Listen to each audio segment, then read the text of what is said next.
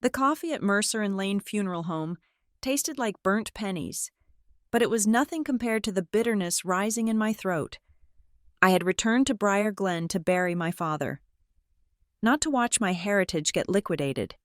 When my brother Ethan stood up, sweating through his black suit, and announced he was selling our home on Wickory Ridge Road within the month, I realized the funeral was just the opening act for a much uglier execution. The air in the Mercer and LIEN Funeral Home smelled of lilies and floor wax, a combination that always made the back of my throat itch. I had been back in Briar Glen, Massachusetts, for less than 4 hours, and already the town felt like a wool sweater soaked in rain heavy, scratching and impossible to shake off. 7 years, that was how long I had stayed away. I had built a life in Chicago, a life of clean lines, spreadsheets, and predictable outcomes. I was 33 years old, steady, private, and employed as a forensic accountant, a job that suited my need to make things balance. But standing here in the viewing room, looking at my father's face waxy and unnaturally serene in the casket, I knew nothing here was going to balance.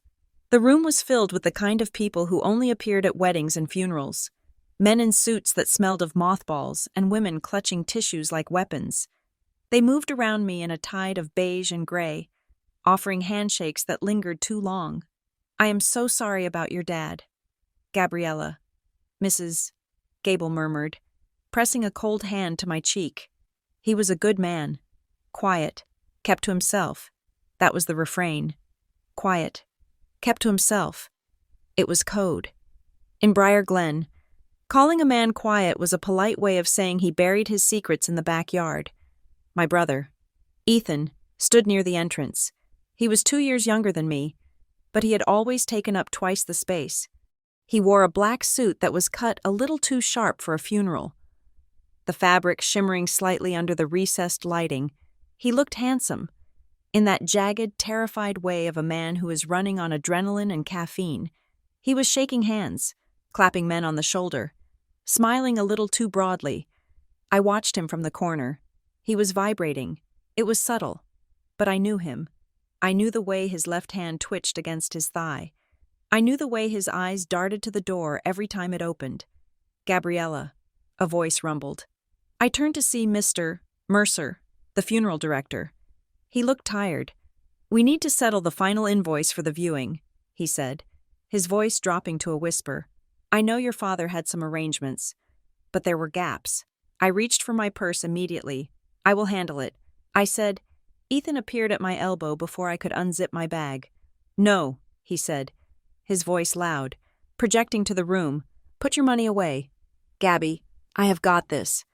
Dad would not want you worrying about bills." He pulled a thick roll of cash from his pocket, $100 bills, held together by a rubber band, and peeled off several notes, handing them to a startled Mr. Mercer. The gesture was theatrical, almost aggressive. The room went silent for a beat. People in Briar Glen wrote checks. They did not flash rolls of cash like mobsters in a B-movie. I grabbed Ethan's arm. "Where did you get that?" I whispered. He pulled away, smoothing his lapel. "Insurance payout," he said, not meeting my eyes. "Just came through. Don't worry about it. Dad did not have a policy that paid out that fast." I said, "He died 3 days ago." Ethan flashed a grin that didn't reach his eyes. "I made calls. I handled it. I am stepping up. Gabby, you are not the only one who can manage things." He walked away before I could press him, diving back into the crowd, laughing too loudly at a joke someone made. I watched him, and a cold knot formed in my stomach. The money was crisp, new, and Ethan smelled like bourbon and peppermint gum. The reception was held at the Pine and Kettle Tavern, a place with low ceilings and wood paneling that had absorbed a century of cigarette smoke and spilled ale. The mood had shifted from somber to loud, fueled by the open bar Ethan had insisted on paying for. I sat at a corner table, nursing a club soda, watching the room, my father's friends' men who worked at the mill before it closed. Men who fished the reservoir were trading stories. They spoke in careful half-sentences. He always worried about that property tax. One man said, "Yeah, well, the ridge is worth money if you know who to sell to." Another replied. I leaned in, trying to catch the rest, but they saw me and fell silent. Raising their glasses in a mute toast, they knew something. In a town like this, financial trouble was a scent, and everyone had a nose for it. Ethan tapped a spoon against a wine glass. The sharp ting, ting, ting cut through the noise. He stood on a chair, swaying slightly. His face was flushed. Hey, everyone, he shouted. Can I get a minute? The room quieted. I stood up, my pulse quickening. Ethan, get down, I said, but he ignored me. I just want to say thank you, he began, his voice cracking. Thank you for coming to send the old man off. He loved this town. He loved that house on Wickery Ridge.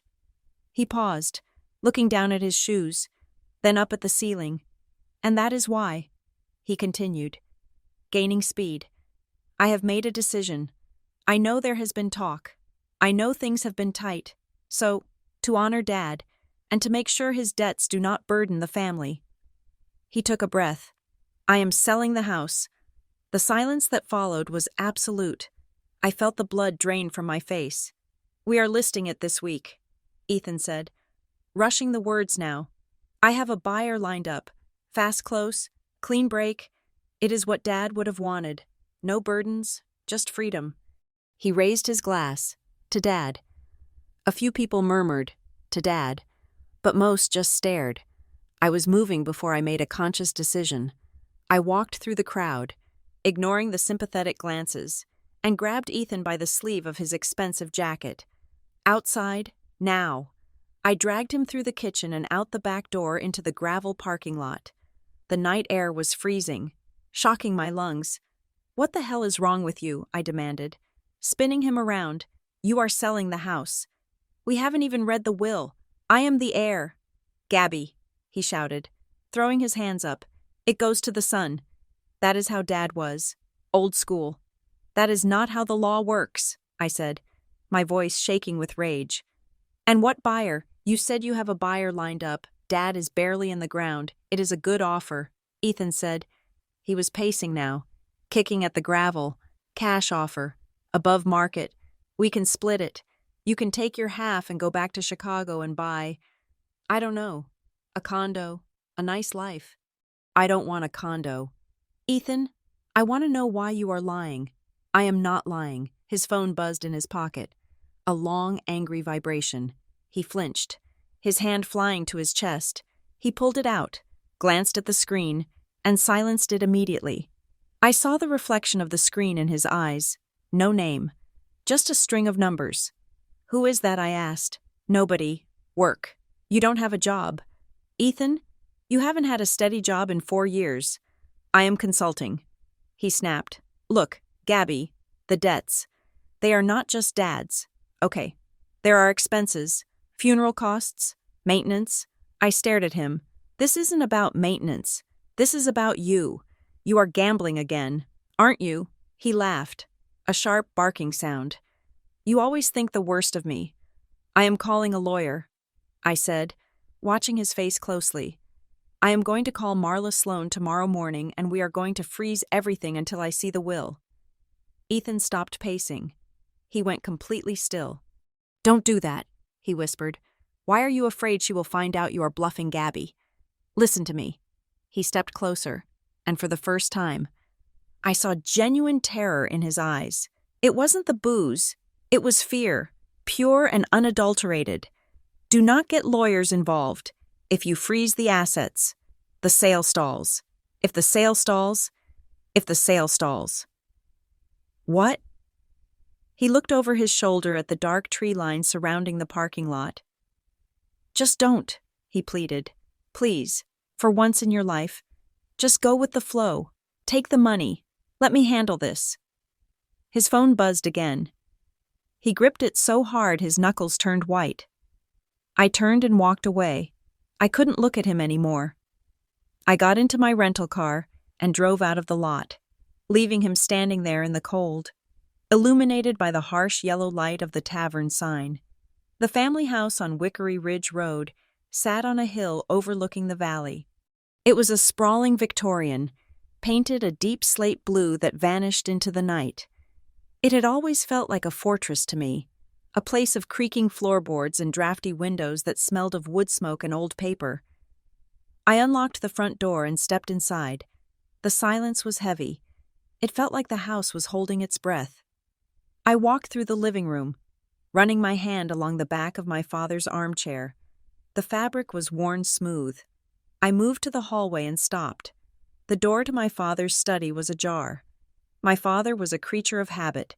He kept his study locked, always. I pushed the door open. The room was stripped. The bookshelves, usually overflowing with history books and technical manuals, were half empty. The desk was clear. No papers, no pens, just the dust outline of where a calendar used to sit. Ethan. He had been here. He had sanitized the place. I walked behind the desk and sat in his chair. It groaned under my weight. I opened the top drawer. Empty. Middle drawer. Empty. I felt a surge of panic. If Ethan had destroyed the will, proving my rights to the house would be a nightmare. I pulled the bottom drawer out all the way, until it hit the stops. Empty. I sat back, closing my eyes, trying to think like my father. He was paranoid. He didn't trust banks. He didn't trust computers. And he certainly didn't trust Ethan. If he had left something for me, it wouldn't be in a place Ethan would look. Read alone. The phrase popped into my head. It was something he used to say when he wrote me letters at college. Gabriella. Read alone. I knelt on the floor and felt under the lip of the desk, running my fingers along the rough wood. Nothing. I moved to the drawers. I felt underneath the bottom drawer, in the gap between the wood and the frame. My fingernail caught on tape. My heart hammered against my ribs. I peeled the tape back carefully. It was a small manila envelope, folded in half. On the front, in my father's cramped, angular handwriting, B. Read alone. I tore it open. There was no letter, no will, just a single silver key. It was heavy, tarnished, with a number stamped on the head 402. I knew the shape. It was a safe deposit box key, and I knew exactly where it went. Glen Harbor Federal Credit Union. My father had banked there for 40 years. I put the key in my pocket, my hand shaking. He knew. He knew something was coming, and he knew Ethan would come for the papers. The next morning, the sky was the color of a bruised plum. I stood on the front porch, drinking coffee that tasted like mud, watching the mist recede from the trees. A woman was walking up the long driveway. She wore a heavy woolen coat and carried a Tupperware container. It was Cora Wynne. Cora had lived in the cottage next to ours for 30 years. She was a bird-like woman, sharp-eyed and quiet, who spent her days gardening and watching the road. "Gabriella," she said, her voice raspy. She climbed the steps and handed me the container. "Lasagna. It freezes well. Thank you." Cora. She didn't leave. She stood there, wrapping her coat tighter around herself. "I heard about Ethan's announcement," she said. "News travels fast in this town, especially bad news. He is not thinking clearly." I said, "He is thinking exactly how they want him to think," she murmured. I looked at her sharply. "Who is they?"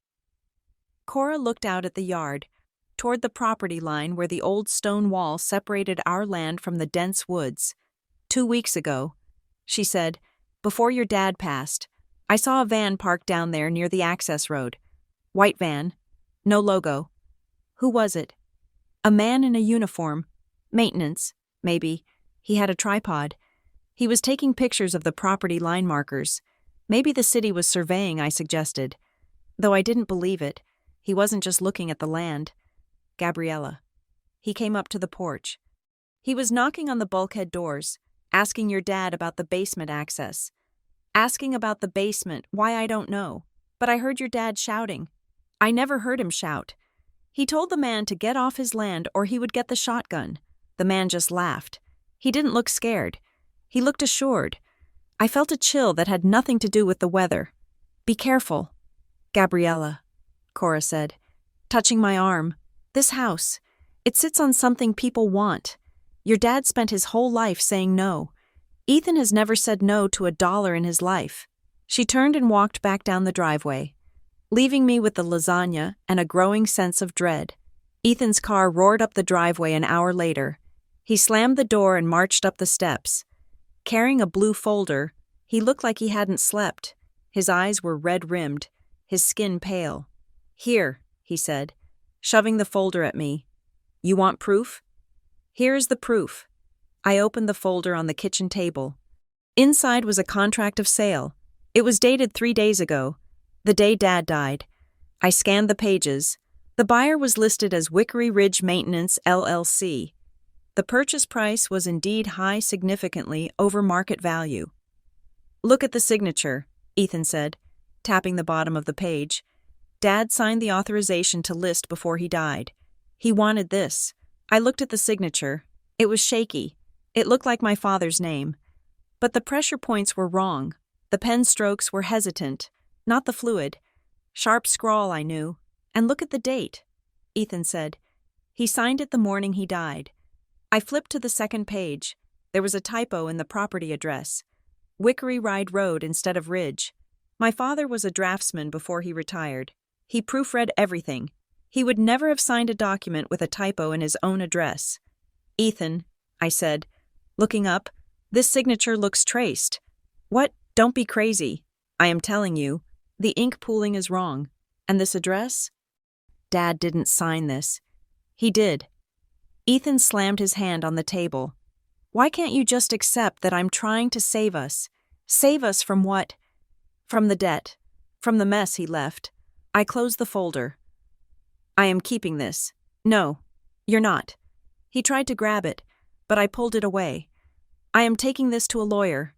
"Ethan." "Today." Ethan's face crumbled. The anger vanished, replaced by that same naked fear I had seen in the parking lot. "Gabby, please, do not make this public. If you bring a lawyer in, the deal falls apart. If the deal falls apart—" He stopped, breathing hard. "Who are you afraid of?" I asked quietly. He didn't answer. He just backed away, shaking his head. "You are making a mistake," he whispered. "A huge mistake." He turned and ran out of the house. I watched him drive away, his tires spinning in the gravel. I sat in my car and dialed the number for Merritt and Sloan Legal Services. Marla Sloan was a legend in the county. She was known for being expensive, rude, and effective. "Merritt and Sloan," a receptionist answered. "I need an appointment with Marla Sloan. Immediately. My name is Gabriella Butler. My father was David Butler." There was a pause. "Can you hold—" I waited. 30 seconds later. A voice like gravel crunching under tires came on the line. "Gabriella Butler," Marla said. "I read the obituaries. I was wondering when one of you would call. I need to see you. My brother is trying to sell the estate based on documents I believe are forged. I have an opening at 2 o'clock. She said, "Bring the documents. And bring a check. I don't work on contingency for probate disputes. I will be there." Glen Harbor. Federal credit union smelled of stale coffee and money. I walked to the front desk and asked to access safe deposit box 402. The teller, a young woman who looked bored, checked my ID and my father's death certificate, which I had retrieved from his desk file, the one thing Ethan hadn't taken. "You are listed as a deputy on the box," she said, typing into her computer. "You have the key." I held it up. She led me into the vault. It was a cold, steel-lined room. She unlocked her side of the box, waited for me to unlock mine, and then left the room to give me privacy. I pulled the long metal box out and set it on the table. My hands were sweating. I opened the lid. Inside, there was no cash, no jewelry. There was a weathered black ledger, a thumb drive, and a folded piece of yellow legal pad paper. I unfolded the note first. "Gabriella, if you are reading this, I am gone. And if Ethan is trying to sell fast, it is not just his idea. Follow the money. Do not trust the maintenance company. Dad." I felt tears prick my eyes. He had known. He had anticipated every move. I opened the ledger. It was filled with columns of handwritten entries. My father had been tracking something for years. The columns were labeled source, recipient, amount, purpose. I ran my finger down the source column. One name appeared over and over again, Marrow and Pike Holdings. I knew that name. They were a massive development firm based in Boston. They built luxury condos and strip malls. The recipient column was what chilled me. Wickery Ridge Maintenance, LLC. The payments were small at first, $500, $1,000. Then they grew, $5,000, $10,000. The dates went back 3 years. I picked up the thumb drive. It was a standard black drive, labeled with a piece of masking tape evidence. I took my laptop out of my bag, I never traveled without it, and plugged the drive in. A password prompt appeared. I sat back. I didn't know the password. I tried his birthday. Incorrect. I tried my birthday. Incorrect. I tried the house number. Incorrect. I cursed softly. I would have to crack it later. I looked back at the ledger. The last entry was dated 2 weeks ago.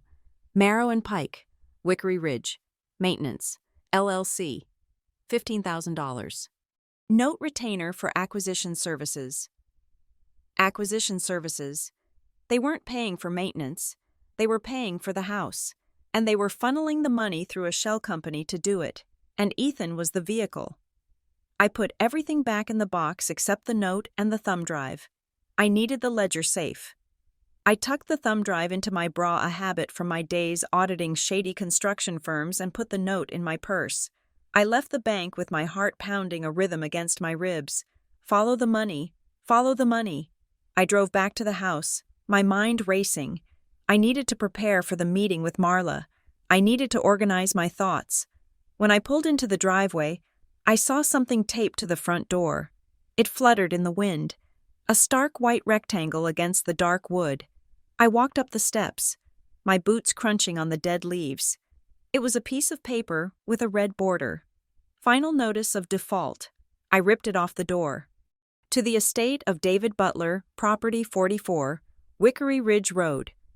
This notice serves to inform you that the promissory note held by Holloway Capital Group is in default.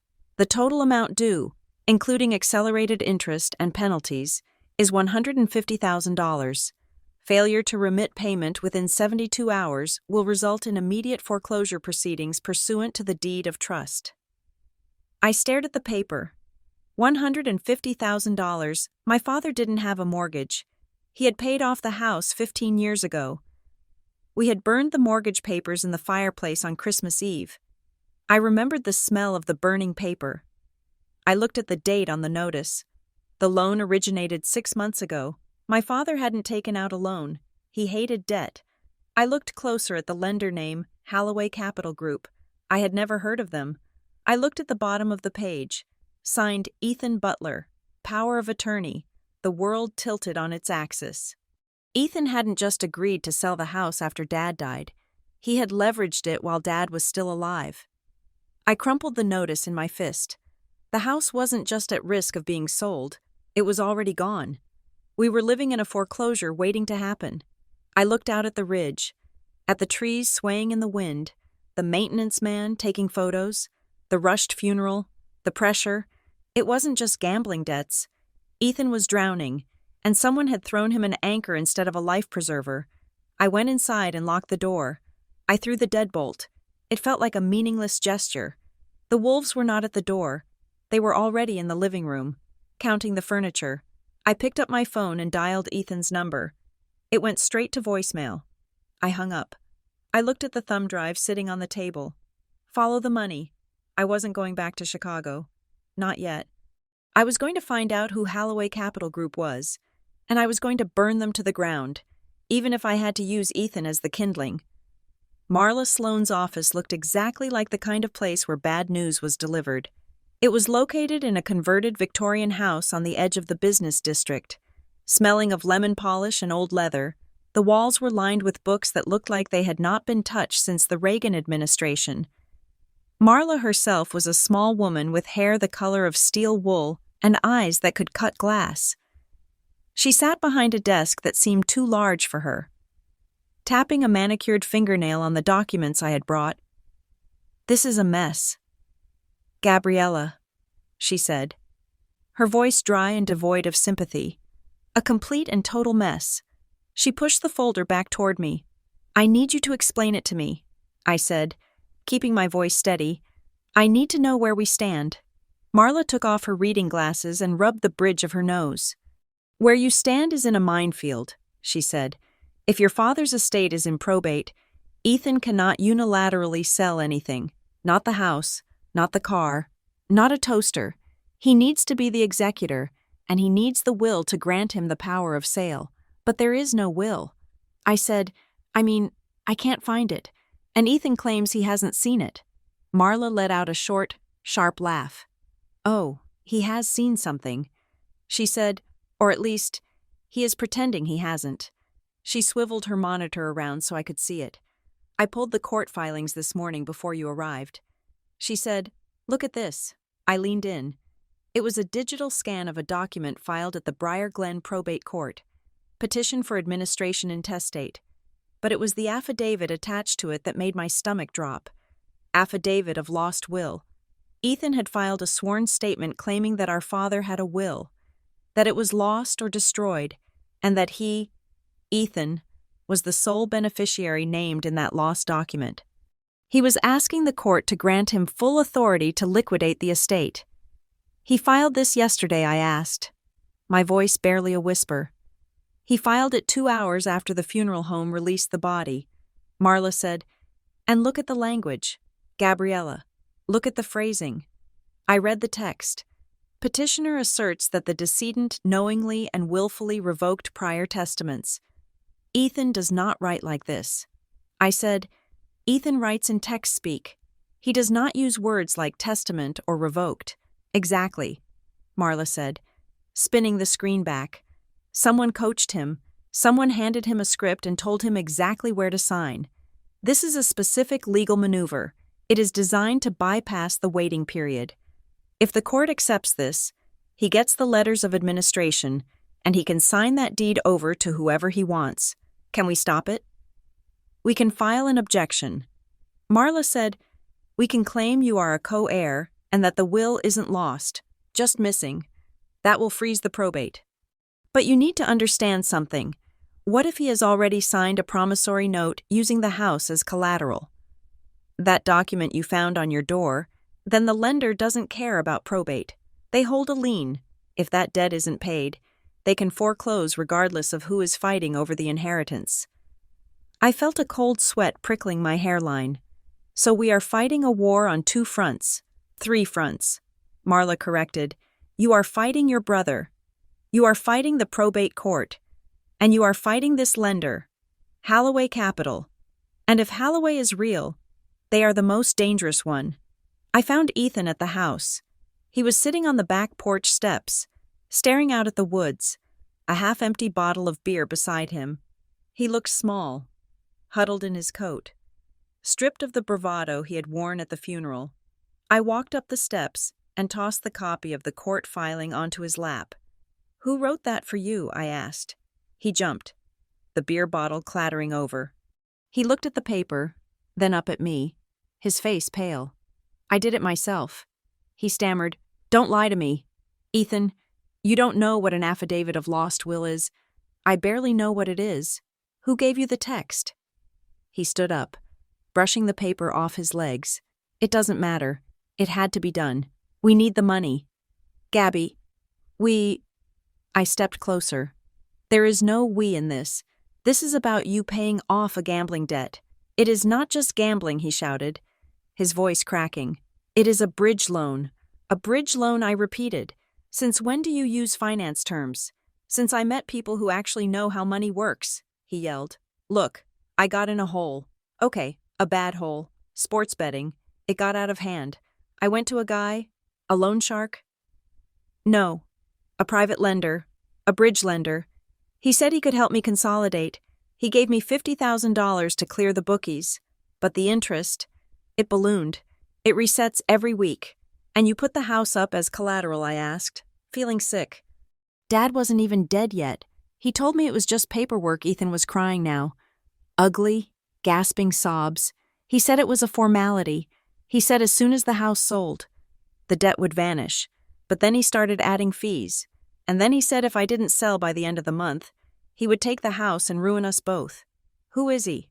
I don't know his real name. Ethan wiped his nose on his sleeve. I talked to a guy named Vance, but the papers say Holloway Capital, and the lawyer, the one who wrote the affidavit, Ethan looked away. Vance gave it to me. He said if I filed it, the court would fast-track the sale.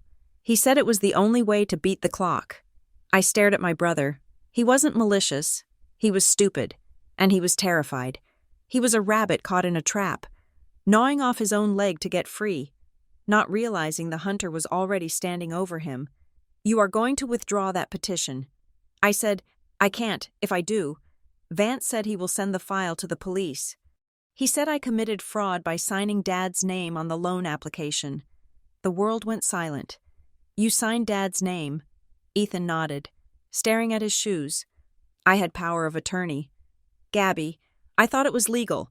It is only legal if you are acting in his interest," I said, my voice shaking. "Using his house to pay your gambling debt is embezzlement. It is fraud." I sank onto the steps next to him. The scale of the disaster was immense. Ethan had handed our enemies the weapon they needed to destroy us. The next morning, I went back to Glen Harbor Federal Credit Union. I needed to understand what my father knew. The note in the safe deposit box. Follow the money haunted me. I asked to speak to the branch manager. Her name was Mrs. Gable, the same woman who had touched my cheek at the funeral. She ushered me into a glass-walled office that smelled of hand sanitizer. "Gabriella," she said, clasping her hands on the desk. "How are you holding up? I am finding things difficult." Mrs. Gable. "I have some questions about my father's accounts. Specifically, the activity in the last month." She stiffened slightly. "We have strict privacy rules." "Dear, until the executor is named." I cut her off. "I am not asking for balances. I am asking about his behavior." Was he worried? Did he ask for anything unusual? She hesitated, looking at the door. "He was here 3 times in the week before he died," she said quietly. "He was agitated." Agitated how? "He was asking questions about title insurance. He wanted to know if his policy protected against fraudulent conveyance. That is a very specific legal term." Gabriella. "What else?" "He asked about forced sale timelines. He wanted to know how long a foreclosure takes if the lien is contested." I nodded slowly. He knew. He knew someone was forging paperwork. "Did he mention anyone?" I asked. "A company called Holloway or Marrow and Pike, Mrs." Gable shook her head. "No names. But he did say something strange on the last day." He said, "If the wolves come, tell Gabriella to check the water." The water. That is what he said. Check the water. I thought he meant the plumbing. I thanked her and left. Check the water. It made no sense. We were on a well system. The water was fine.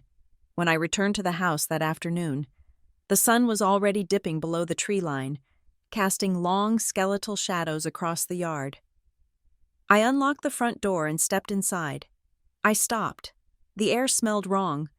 Underneath the scent of old wood and dust, there was something sharp, chemical, like ammonia or industrial solvent. "Hello," I called out. Silence. I walked into the kitchen. Nothing out of place. I went to the living room. The cushions were undisturbed. I followed the smell. It was stronger near the back of the house, by the door that led to the basement bulkhead. I opened the basement door and flipped the switch. The bulb at the bottom of the stairs flickered to life. I walked down the wooden steps. The basement was a clutter of tools, holiday decorations, and old furniture. I scanned the concrete floor. Near the bulkhead doors, the heavy steel doors that opened to the outside, there were fresh scuff marks, bright gray scratches on the aged concrete. Someone had dragged something heavy, or their boots had scraped hard against the floor. I knelt down. The chemical smell was potent here. I touched the metal latch of the bulkhead. It was slick. Oil. Someone had oiled the hinges from the outside to make them open silently. I stood up, my heart hammering. They had been in here, recently, maybe even while I was at the bank. I looked around. What were they looking for? My father's tool chest was closed. The boxes of Christmas ornaments were dusty. Nothing looked rummaged through. They weren't stealing. They were searching, or planting. I checked the corners of the basement. I checked behind the furnace. I checked inside the old washing machine. Nothing. But the violation remained. The house was not secure. The lock on the front door meant nothing if they could come in through the basement whenever they wanted. I went back upstairs and wedged a heavy oak chair under the basement doorknob. It was a primitive defense, but it was all I had. That evening, I set up a command center on the dining room table, laptop, notepad, the ledger I had retrieved from the bank, and a pot of strong coffee. I needed to find Wickery Ridge Maintenance, LLC. I started with the Massachusetts Secretary of the Commonwealth's Business Registry. I typed in the name. The result popped up instantly. Entity name, Wickery Ridge Maintenance, LLC. Date of organization, 3 years ago. Manager, HarborLIEN Management Services. Principal Office 1400, Marina Drive, Suite 202, Boston, Massachusetts. I searched for HarborLIEN Management Services. It was a generic property management firm, but when I cross-referenced the address, I found a hit on a real estate forum. Suite 202. At 1400 Marina Drive is a virtual office. It is a mail drop. I dug deeper. Who owned HarborLIEN? I pulled their annual report. The signatory was a lawyer. But the registered agent address led me to another entity, MP Ventures, MP, Marrow and Pike. My suspicions were confirmed. Marrow and Pike Holdings, the massive development firm, had created a shell company 3 years ago specifically to funnel money into my father's account. Why pay a retired draftsman $15,000 here, $10,000 there, under the guise of maintenance? And why was that same shell company now listed as the buyer on Ethan's forged contract? I looked at the ledger again. My father had accepted the money. That was the hard truth I had to swallow. He had taken their money. Was it a bribe hush money? Or was he selling them something piece by piece? The next day was the Briar Glen Town Zoning Board meeting. Marla had suggested I go. She said, "If you want to know what a developer is doing, don't listen to what they say. Look at the maps they file." The meeting was held in the high school gymnasium. It smelled of floor wax and sweat. About 50 people were scattered on metal folding chairs. I sat in the back. The board went through routine business of variance for a garage. A dispute about a fence height. Then, the chairman announced the final item. Item 4. Presentation by Marrow and Pike Holdings regarding the proposed Wickery Ridge Renewal Corridor. A man stood up from the front row. He was tall, wearing a suit that cost more than my car. He had hair the color of sand and a smile that looked like it had been practiced in a mirror for hours. This was Damian Crowell. He walked to the microphone. "Good evening, everyone," he said. His voice was smooth, a rich baritone that projected without effort. "We at Marrow and Pike are excited to share our vision for the Northern Valley." He gestured to a large screen set up on the stage. A map appeared. It showed Briar Glen, but not as it was. It showed a new version. The dense woods behind my house were gone, replaced by neat rows of eco-conscious luxury estates. A new road cut through the valley, and right in the center, marked in red, was my father's property. "Our proposal," Crowell said, "creates a renewal corridor that connects the highway to the ridge. It will bring jobs, increase property values by 200%, and revitalize the tax base." He clicked a button. The red zone my house turned green.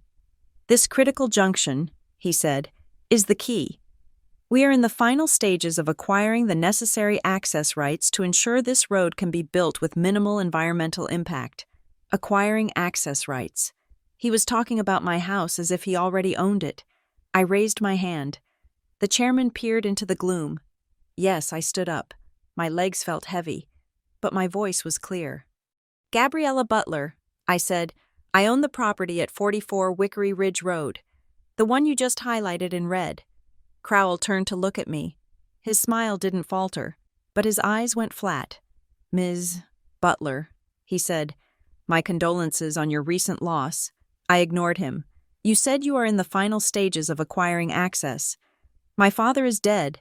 The estate is in probate. No one has authorized a sale. So why is my home on your map?" The room went quiet. Crowell nodded sympathetically. "We have a standing agreement regarding the easement. Ms. Butler, and we are in active discussions with the estate regarding the full acquisition. This is just a proposal, a vision of the future, a vision that requires my house to be demolished. I said, a vision that would make you a very wealthy woman. Crowell countered smoothly. I sat down. I had made my point. I wanted them to know I was watching. After the meeting, as I was walking to my car in the dark parking lot, I heard footsteps behind me. Ms. Butler. I turned. It was Damien Crowell, up close. He looked even more polished. His skin was seamless, his teeth perfect. He smelled of expensive cologne and ozone. Mr. Crowell, please, call me Damien. I waited. I understand you are distressed, he said. Losing a father is hard. Dealing with his complexities is harder. What complexities? He took a step closer, not threatening, just encroaching. Your father was a practical man. Gabriella. He understood that change is inevitable. He and I had an understanding. I saw the payments. I said, I saw the shell company. Crowell's expression didn't change, but the air around him seemed to drop a few degrees. Creative accounting is a standard industry practice, he said dismissively. Look, Gabriella, I want to offer you a compassionate solution. Compassionate Ethan is in trouble, real trouble, the kind of trouble that doesn't get solved with a payment plan. I can make his debts go away, all of them. And I can write you a check for double the market value of the house, tonight, and all I have to do is sign, all you have to do is let go. He smiled again. It was a predator's smile. Why fight? He asked softly. Why cling to a drafty old house filled with bad memories? Take the money. Go back to Chicago. Be free. I looked at him. I saw the confidence in his eyes. He thought everyone had a price. He thought I was just another obstacle to be bought. I will think about it. I lied. Take your time, he said, but not too much time. Opportunities like this, they expire. He handed me a business card. It was heavy, black with gold lettering. I watched him get into a sleek black sedan and drive away.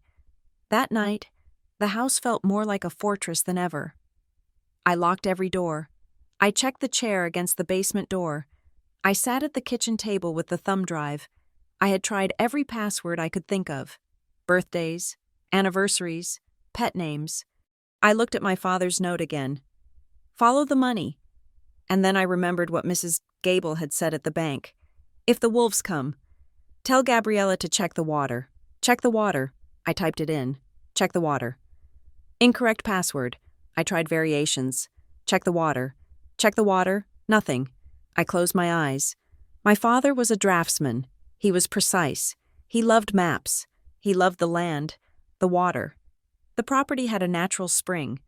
We used to hike to it when I was a kid. He called it the Sweet Water. I typed in Sweetwater 44. The screen flickered. Access granted. My breath hitched. The folder opened. Inside, there were 3 files.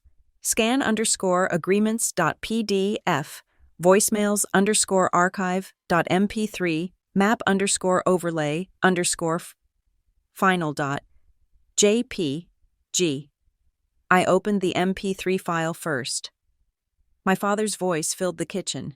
It sounded tinny, recorded on a cheap device. Testing. Okay, if you are listening to this. I didn't make it. He paused. I could hear him breathing. It sounded labored. I need to put this on record. Crowell is pushing hard. He sent a man to the house yesterday. They want the ridge. They say it is for the road. But it is not just the road. There was a rustling sound. They found the error in the 1950 survey. The one I found when I worked at the county office. The property line. It is wrong. The spring isn't on public land. It is on my land. It is on our land. I froze. If they build that corridor without the rights to the spring, they violate the Watershed Act. They can't get the permits. They need the house to get the water. That is why they are paying me. To keep quiet about the survey error until they can buy me out. His voice dropped to a whisper. But I won't sell. I told Crowell to go to hell. And then the threats started. They went after Ethan. They got him hooked on the gambling. I know they did. It was a setup. I felt a tear slide down my cheek. He knew. He watched them destroy his son to get to his land. If anything happens to me, do not trust Crowell. Do not sign anything, and check the easement clause. It is the silver bullet. The recording ended. I opened the PDF. Scan_agreements. It was a draft contract from Marrow and Pike. I scrolled to the bottom, to the fine print. Clause 14B, existing easements.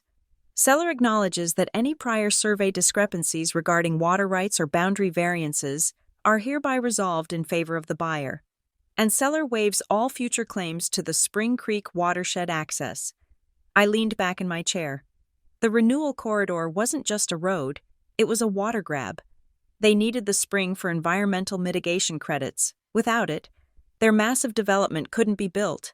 It would be illegal, and my house sat right on top of the only thing that made their project possible. The survey error. My father hadn't just been a stubborn old man holding onto a house. He had been the guardian of the one piece of leverage that could stop a multi-million-dollar corporation. He picked up the paper, his eyes scanning the lines where our father described the targeting, the gambling trap, the pressure.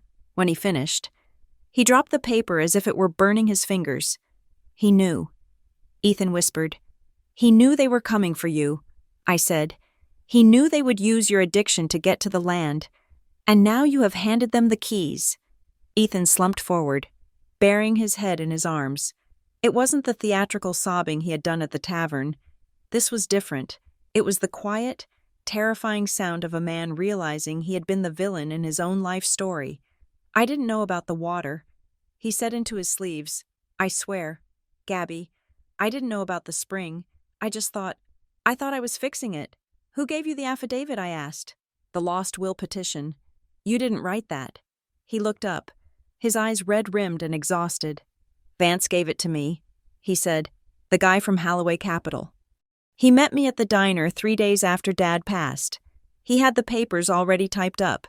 He told me that if I didn't file them, the probate would take a year. He said the interest on the bridge loan would eat the equity before we ever saw a dime. He paused, swallowing hard. He said, just sign here, and the debt disappears. We handle the legal side. You just be the grieving son. They scripted you. Ethan, they played you like a fiddle. I thought he was helping me. Ethan's voice cracked. He told me he was a friend of Dad's from way back. He said Dad wanted me to have the house. I looked at my brother. He was 31 years old. But in that moment, he looked like a child who had broken a vase and tried to glue it back together with mud. We are going to fix this, I said, standing up. But you are not going to like how we have to do it. 2 hours later, I was back in Marla Sloane's office. The leather chair creaked as I sat down. I need to file an emergency motion, I said. Marla looked at me over the rim of her glasses. To do what? To stay the sale and challenge the petition for administration. I want to block Ethan from being named executor. Marla set her pen down. She clasped her hands together. You understand what this means. Gabriella, this is a formal legal attack. You will be the plaintiff. Ethan will be the defendant. It becomes Butler versus Butler on the court docket. It is public record, I know. It will likely destroy whatever relationship you have left with him. I looked out the window at the rain starting to streak the glass. If I don't do this, I said, he will sell the house to a shell company for pennies on the dollar, and we will lose the only leverage we have against Marrow and Pike. I am not doing this to hurt him. I am doing this to save him from himself. Marla nodded slowly. Good answer. She pulled a fresh legal pad toward her. We will file for a temporary restraining order to prevent the transfer or encumbrance of the property, she said, her pen scratching loudly across the paper, and we will file a counterpetition for probate, naming you as the administrator. But we need cause. Why is Ethan unfit? He is under duress, I said, and he is acting on fraudulent instructions. The affidavit he filed, the one claiming the will is lost, was prepared by the lender who holds the lien on the house. Marla stopped writing. Her eyebrows shot up. That is a conflict of interest so big you could drive a truck through it, she said. If we can prove Holloway Capital drafted the petition for the borrower, we can argue undue influence. We can prove it, I said. Ethan will testify if he has to. Marla looked at me with a grim sort of respect. "All right," she said. "I will have the papers ready by noon. You need to take them to the courthouse clerk. And Gabriella." "Yes. Get a thick skin. Once we file this, the other side this Holloway group, and whoever is pulling their strings is going to take the gloves off," while Marla drafted the motion. I drove to the next town over, North Bloom, to meet with a title examiner she had recommended. The office of North Bloom Title and Abstract was located in a strip mall between a dry cleaner and a donut shop. It was a narrow room filled with filing cabinets that reached the ceiling. Jenna Park was sitting on the floor, surrounded by stacks of deed books. She was younger than I expected, maybe 25, wearing a hoodie and chewing on the end of a pen. "You must be Gabriella," she said without looking up. "Marla said you had a ghost lien." "A what?" "A ghost lien. That is what we call it when the paperwork exists, but the reality doesn't." She stood up and brushed dust off her jeans. She walked over to a computer monitor that was glowing green in the dim light. "I pulled the abstract on your father's property," she said. "Wickory Ridge Road, clean title for 40 years, mortgage paid off in 2010. And then I asked, and then, 6 months ago, this shows up." She pointed to a scanned document. It was a deed of trust, securing a note for $150,000 from Holloway Capital Group. I saw the signature. David Butler. It looked shaky, just like the one on the sales contract Ethan had shown me. "Look at the loan number," Jenna said, tapping the screen. "HC 4099. Okay, what about it? I ran a cross-reference on that sequence," she said. "In the county registry, loan numbers are usually sequential or tied to a parcel ID. This number, it doesn't match the sequence for Briar Glen. It matches the sequence for a subdivision in Glen Harbor. Meaning this loan number was originally generated for a different property." She said, "A condo. Probably. They took a valid loan number from a different transaction and pasted it onto this document." "Why would they do that? To confuse the automated systems," Jenna explained. "If an auditor looks at the number, it shows up as a valid, active loan in the database. But if they look at the address, it doesn't match. It is a swap scheme. It allows them to create a lien that looks real enough to foreclose on. But if you dig deep enough, it is ghost vapor." "So the debt isn't real?" I asked, feeling a surge of hope. "Oh, the debt is real to them," Jenna said. "They gave your brother money, right? So there is a debt. But this lien, this piece of paper giving them the right to take your house, it is defective. It is a Frankenstein document. Can we prove it in court?" Jenna smiled. A sharp, predatory grin. "I can prove it in my sleep. I just printed out the deed history for the loan number. It belongs to a 2-bedroom unit on Elm Street, owned by a shell company called, let me check." She flipped a page. "Wickory Ridge Maintenance, LLC. I froze. "The same company," I whispered. "They are reusing their own loan numbers," Jenna said. "They are lending money to themselves on one property, and then using that paperwork to put a lien on your property. It is brilliant. Actually, highly illegal, but brilliant." I took the stack of printouts she handed me. It felt like I was holding a loaded gun. "Thank you, Jenna." She waved a hand. "Burning bad guys is my favorite hobby. It beats reading condo bylaws." My phone buzzed as I walked out of the title office. It was an unknown number. I answered it. "Ms. Butler." The voice was smooth, cultured, and instantly recognizable. "Damien Crowell. Mr. Crowell," I said, stopping on the sidewalk. "To what do I owe the pleasure? I understand you are busy," he said. "I believe you were just at the courthouse filing some rather aggressive paperwork. News travels fast. In Briar Glen, news travels at the speed of light," he said. "Look, Gabriella, I think we have gotten off on the wrong foot. I would like to invite you to our offices. I have a proposal that might make all of this unpleasantness go away. I don't think we have anything to discuss. I think we do," he said. "Unless you want to spend the next 5 years in probate court while your brother's mental health deteriorates, I am offering a lifeline." I hesitated. Marla had told me not to talk to them, but I needed to know what they were willing to offer. I needed to see the enemy up close. Where I asked. Our local branch. Just off the town square. 10 minutes. The Marrow and Pike office was a glass cube inserted into a row of brick buildings. It looked like a spaceship had landed on Main Street. Inside, it was all polished concrete and abstract art. Crowell met me in the lobby. He didn't offer to shake hands this time. He led me into a conference room with a view of the town green. "Please, sit," he said. I remained standing. "I prefer to stand. Suit yourself." He leaned against the edge of the mahogany table, crossing his ankles. "You are a smart woman. Gabriella," he began, "a forensic accountant, top of your class. You work for, what is it, Archer and Klein in Chicago?" He said the name of my firm with a deliberate slowness. I didn't blink. "You have done your homework. We like to know who we are dealing with," he said. "I know you are up for a partner track promotion next month. I know you handle high-profile audits. It is a career that relies heavily on reputation, on integrity." "Is that a threat?" I asked. "It is an observation. Probate disputes. They get messy. Accusations fly. People get painted as greedy, as vindictive. It would be a shame if a personal family matter started to bleed into your professional life." I stared at him. He was threatening my job. He was telling me that if I didn't back down, he would make sure my firm heard things that would make me toxic. "What is the offer?" "Damien," I asked, keeping my voice flat. He slid a folder across the table. "We will pay off the note held by Halloway Capital in full," he said. "Every penny of Ethan's debt, gone. Plus, we will pay the estate $200,000 for the property. That is cash. Immediate wire transfer. And in exchange, you sign a settlement agreement.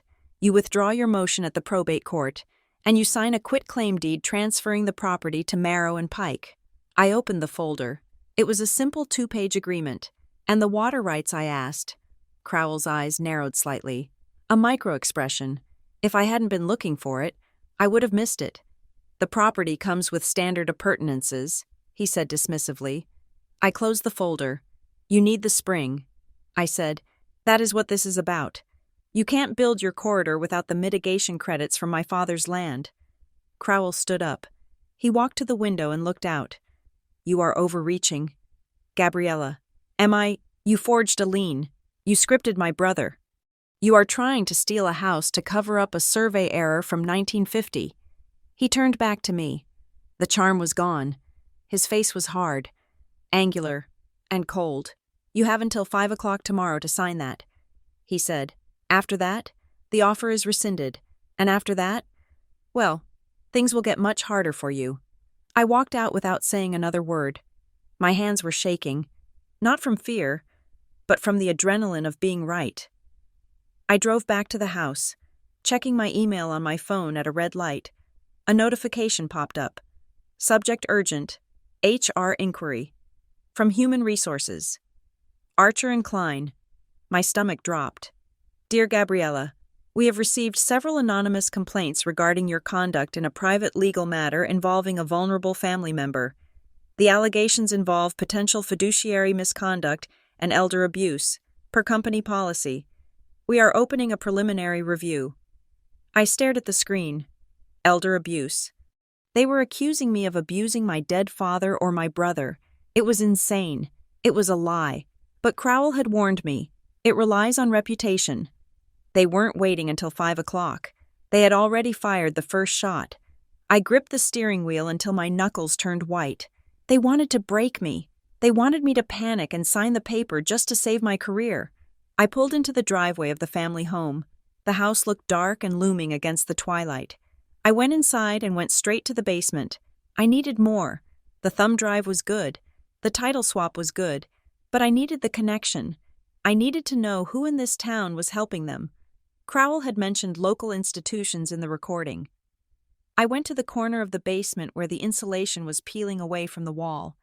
I remembered playing hide-and-seek here as a child. My father had a spot where he hid his rainy day cash. I pulled back the pink fiberglass batting. It scratched my skin. There, wedged between the studs, was a gray metal lockbox. It was covered in dust. I pulled it out and set it on the workbench. It wasn't locked.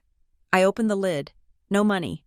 just a stack of photographs held together by a rubber band, and a small micro-cassette recorder.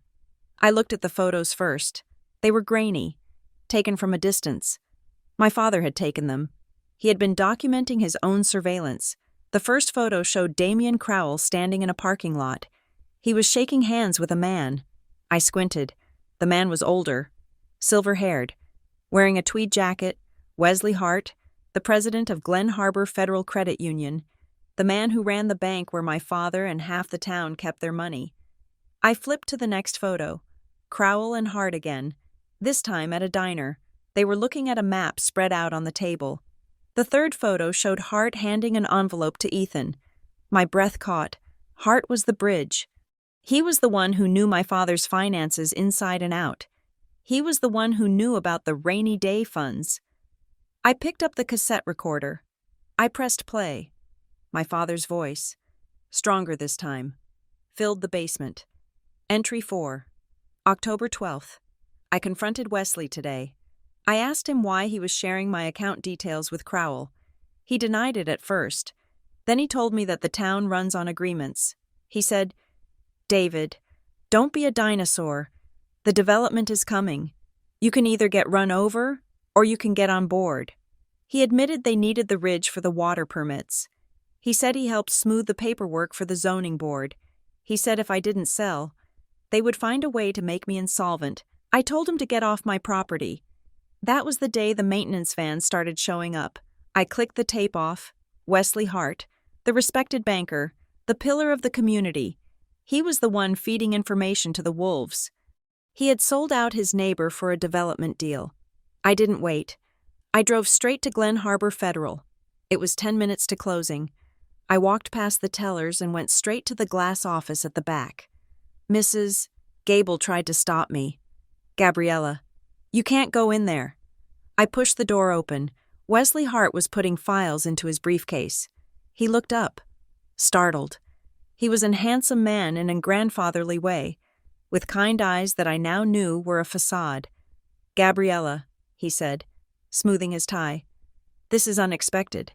I threw the photograph onto his desk, the one of him handing the envelope to Ethan. "Unexpected?" I asked, like finding out the family banker is a mole for a real estate conglomerate. Hart looked at the photo. He didn't flinch. He adjusted his glasses. "You are confused. Gabriella, I have a tape. Wesley, I have my father's voice recording explaining exactly how you pressured him, how you leaked his financial data to Marrow and Pike, how you helped them target Ethan." Hart sighed. He sat down heavily in his chair. "Your father was a stubborn man." He said, "He lived in the past. He lived in his home," I snapped, "which you are trying to help them steal. I am trying to help this town survive." Hart's voice rose, a sudden flash of anger. "The mill closed 10 years ago. Gabriella, the shops are dying. The tax base is shrinking. This development, this corridor, it brings money. It brings life. So you sacrificed my family for the greater good." "I tried to get him to sell," Hart said. "I tried to get him a good price. He wouldn't listen. And yes, things got complicated.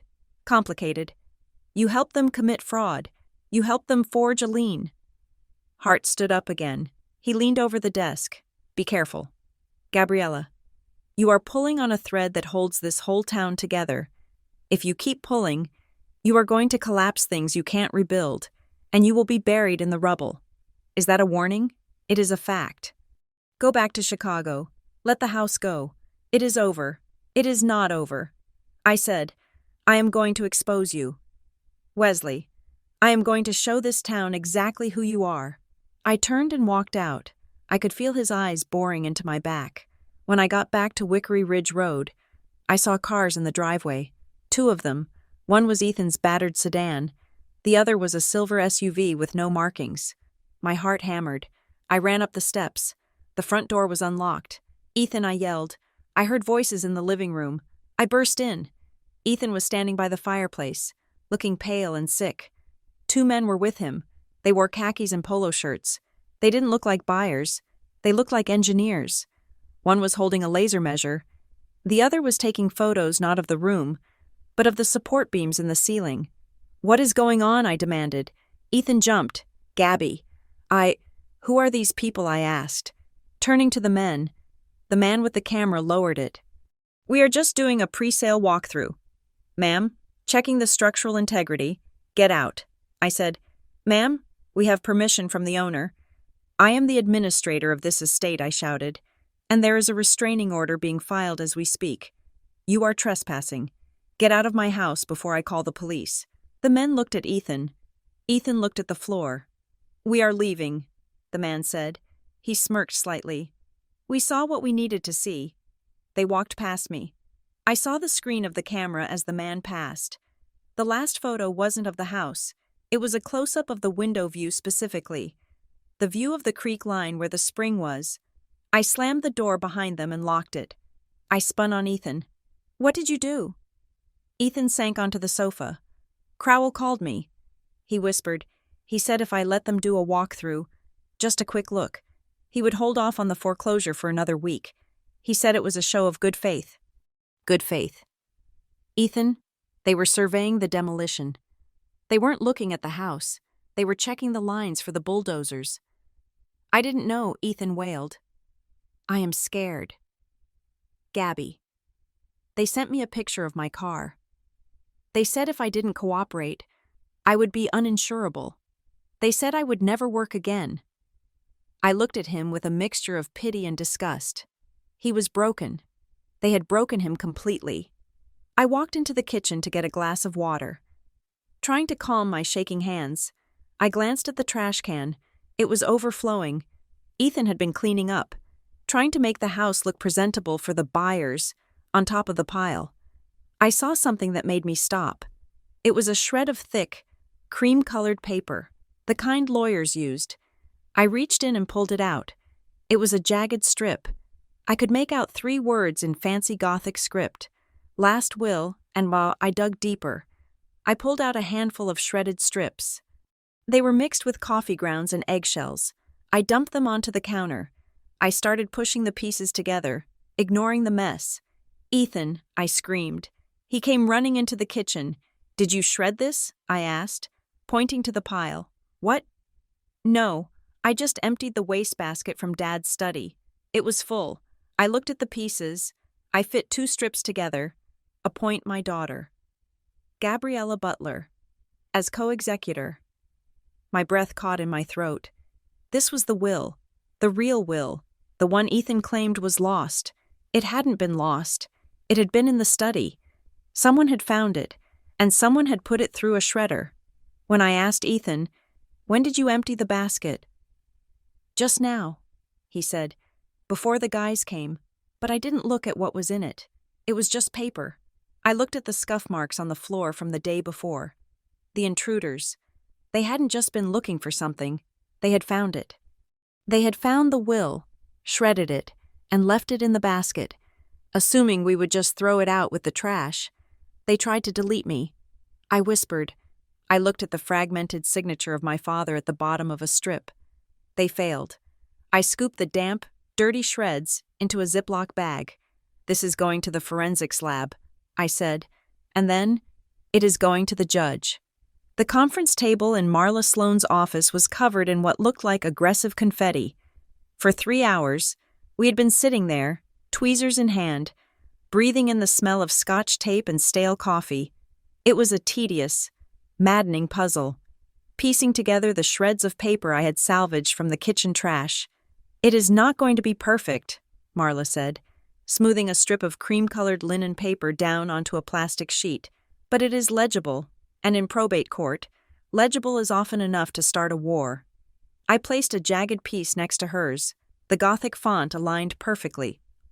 Being of sound mind and body, we had reconstructed the preamble and, more importantly, the appointment clause, "Hereby appoint my daughter, Gabriella Butler, as co-executor." Marla leaned back, cracking her neck. She looked at the reconstructed document with a grim satisfaction. "We have enough," she said. "This proves the will exists. It proves Ethan lied in his affidavit.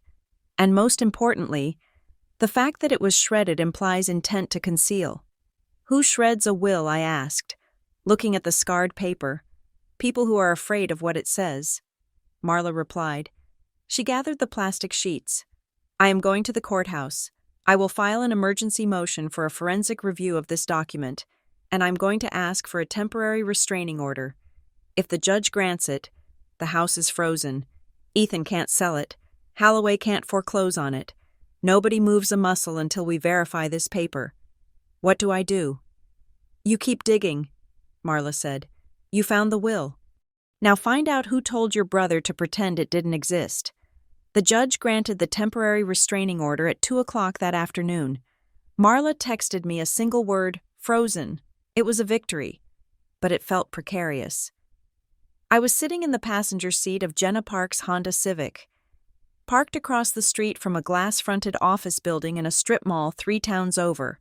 According to the Secretary of State, Jenna said, scrolling through her tablet, this is the registered address for the agent of Holloway Capital. I looked at the building. The sign above the door didn't say Holloway. It said Kerrigan and Bly, attorneys at law. A collection firm, I asked. A mill. Jenna corrected. They buy bad debt for pennies on the dollar credit cards. Medical bills, zombie mortgages, and then they sue people into oblivion. If Holloway is using them as a registered agent, it means Holloway is just a shell. Kerrigan and Bly are the muscle. I opened the car door. Wait here. You are going in there, Jenna asked. They are sharks. Gabriella. I am not a minnow, I said. The reception area of Kerrigan and Bly smelled of ozone and despair. A young woman sat behind a high desk, wearing a headset. She ignored me for a full minute before looking up. Can I help you? I am here to speak to the partner handling the Holloway Capital portfolio, I said, keeping my voice level. Do you have an appointment? No, but I have a file number. HC 4099. The receptionist typed the number into her computer. Her eyes flicked to a sticky note on her monitor, then back to me. We don't have a client by that name, she said mechanically. I leaned on the desk. I didn't say it was a client name. I said it was a loan number. A loan number that your firm attached to a property on Wickery Ridge Road. A loan number that, according to the county registry, actually belongs to a condo in Glen Harbor. The receptionist stopped typing. The door behind her opened, and a young man in a cheap suit stepped out. He looked like a junior paralegal, harried, tired, and holding a stack of files. Cindy. Did the courier come for the Wickery file, he asked. He froze when he saw me. I looked at him. I saw the flash of recognition in his eyes. He knew exactly who I was. He had seen the name Gabriella Butler on the cease and desist letters they were probably drafting right now. You must be the courier, I said, bluffing. No, he stammered. I mean, who are you? I am the woman who knows about the swap. I said, locking eyes with him, I know you are manufacturing liens using recycled loan numbers, and I know you are doing it to bypass probate. The paralegal's face went white. He clutched the files to his chest like a shield. You need to leave, he said, his voice rising. You are trespassing. I smiled. It wasn't a nice smile. I am leaving. But tell Mr. Kerrigan that the audit trail on a swapped loan number is impossible to erase. Digital footprints are forever. I turned and walked out. My heart was hammering, but I knew I had drawn blood. By the time I got back to Briar Glen, the backlash had already started. My phone pinged with an email. It was from a generic address, legal@kerriganbly.com. Subject cease and desist. Tortious interference. Ms. Butler. You are hereby notified to cease all contact with our clients and their agents.